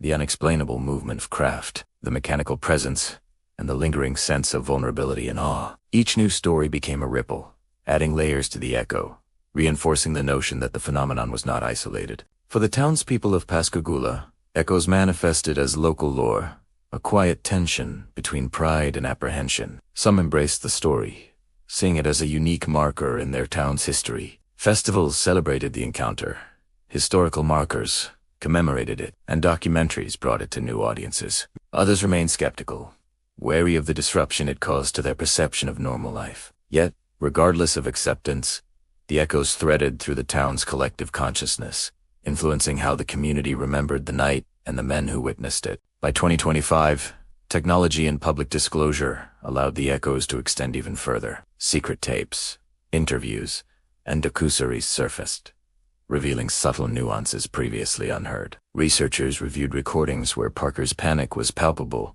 where Hickson's methodical recollections offered minute details. Even the sounds, pauses, and breaths on these tapes contributed to the echo and auditory reminder that these events had once intersected with human perception in profound ways. The echoes carried emotion as well as memory, fear, wonder, vulnerability, and resilience all intertwined, resonating softly with those willing to listen. The echoes of Pascagoula remind us of the fragility of perception. How easily a single night can imprint itself onto a lifetime. How a moment of the unexplainable can alter memory, behavior, and identity. They also remind us of the quiet, human elements of these experiences.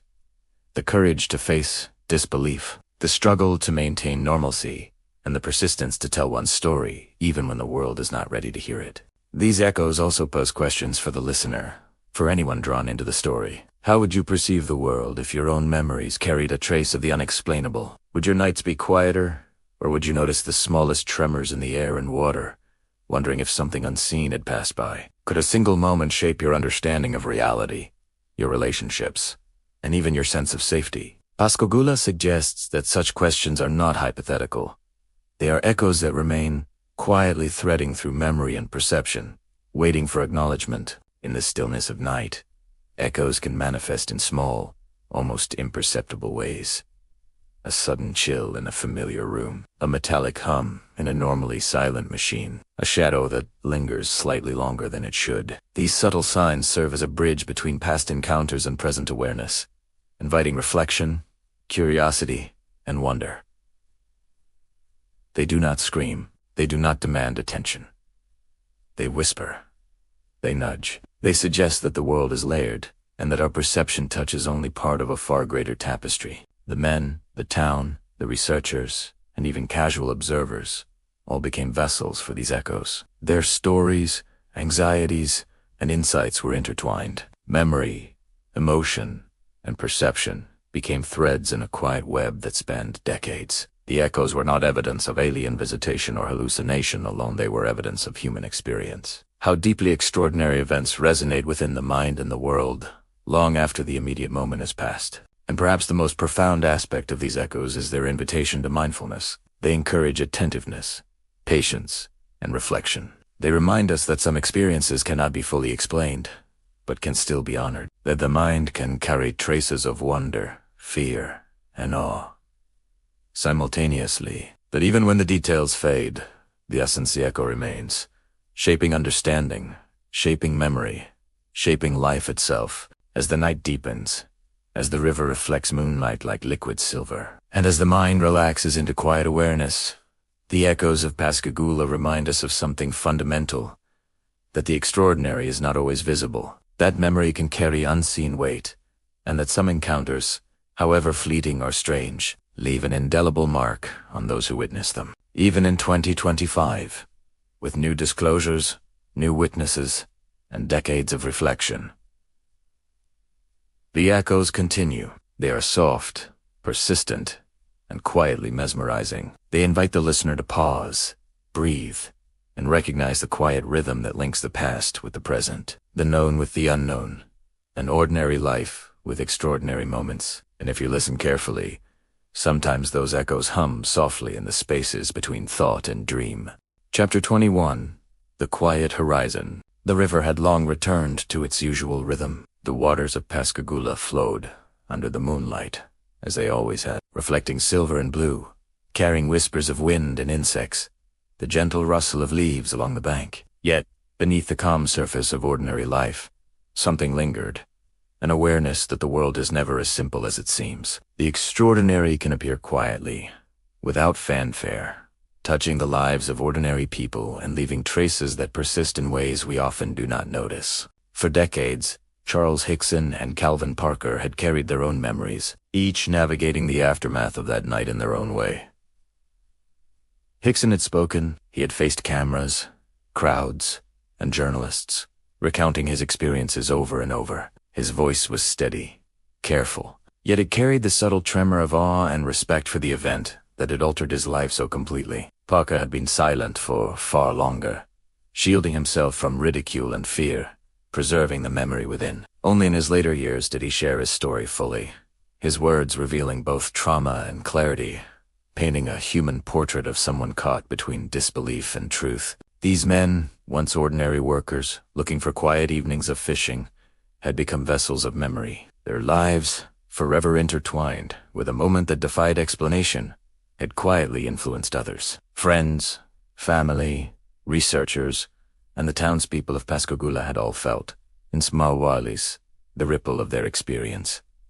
The story was no longer theirs alone. It belonged, in part, to anyone willing to consider the world's possibilities, to question the boundaries of perception, and to respect the quiet gravity of an unexplainable encounter. Over time, Pascagoula itself changed. The town carried a dual sense of pride and caution. Festivals celebrated the incident, murals adorned walls, and historical markers were placed along the river, acknowledging that something remarkable had occurred. Tourists and curious visitors wandered the banks, some drawn by skepticism, others by fascination, each sensing a subtle weight in the air. The echo of a night when the ordinary intersected with the extraordinary. Even as years passed, the story remained alive, not in the form of sensational headlines, but in quiet reflection, in the careful study of witnesses, in conversations that whispered of wonder and respect. As the decades unfolded, the world began to acknowledge the broader context. Government disclosures, whistleblower statements, and scientific interest in unidentified anomalous phenomena created a space where the Pascagoula story could be seen anew. No longer a fringe tale, it became a reference point, a moment in history where ordinary people confronted something beyond understanding. The case, once doubted, ridiculed, and challenged, now resonated with a new generation, inviting contemplation rather than derision. The men themselves, in their own ways, had taught something profound about resilience and humanity. Hickson demonstrated Kerr's willingness to speak, to explain, to confront disbelief without abandoning the truth of his memory. Parker embodied discretion and careful reflection, the power of processing trauma privately, only revealing what could be shared when the time was right. Together, they offered a portrait of human response, fear, hesitation, and persistence in the face of the unexplainable. And yet, even with this reflection, the world of Pascagoula reminds us that closure is rare. The horizon, though calm, is never entirely quiet. Questions remain. Could these events have been misperceived? Could psychological factors explain the sensations and the recollections? Or was there truly something remarkable, something beyond a conventional explanation, that intersected with two men fishing on a quiet riverbank one night in 1973? The answers are elusive, layered like the river itself, flowing in ways that cannot always be traced or predicted. This is the subtle beauty of the story. It is not resolved with evidence, charted in neat diagrams, or explained away in simple terms. Instead, it asks the listener to consider the possibility, to wonder about the universe, to honor human experience, and to accept that sometimes the most meaningful encounters are those that leave a mark we can feel but cannot entirely define. For the townspeople, the witnesses' families, and those who have come to study, write, or film the story, Pascagoula has become a touchstone, a reminder that the extraordinary can exist quietly alongside the mundane. A river that flows without notice can still carry moments that change lives.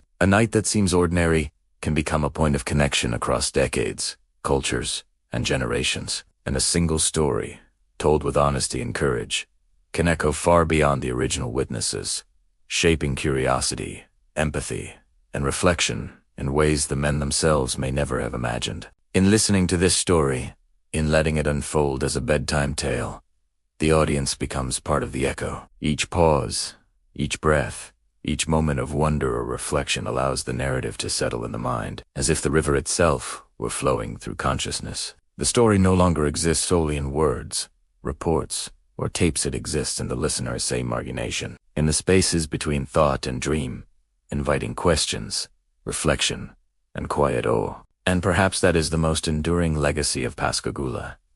The reminder that life, though ordinary in its routine, always carries the possibility of the extraordinary. The night of October 11th, 1973, may have ended with two men returned to the riverbank, but it never truly ended. It continues in memories, in in the quiet curiosity of anyone willing to wonder what lies just beyond the edge of understanding. The case stands as both a challenge and an invitation. It challenges the listener to consider the limits of perception, the boundaries between explanation and mystery, and the resilience of human experience. It invites reflection on how we respond to the unknown with fear, skepticism, courage, and how these responses shape our understanding of reality and of each other. Even as the world moves forward into 2025 and beyond, as new technologies emerge and governments disclose previously hidden information, the story of Pascagoula remains a benchmark. It reminds us that extraordinary events do not always make headlines. They do not always demand attention. Sometimes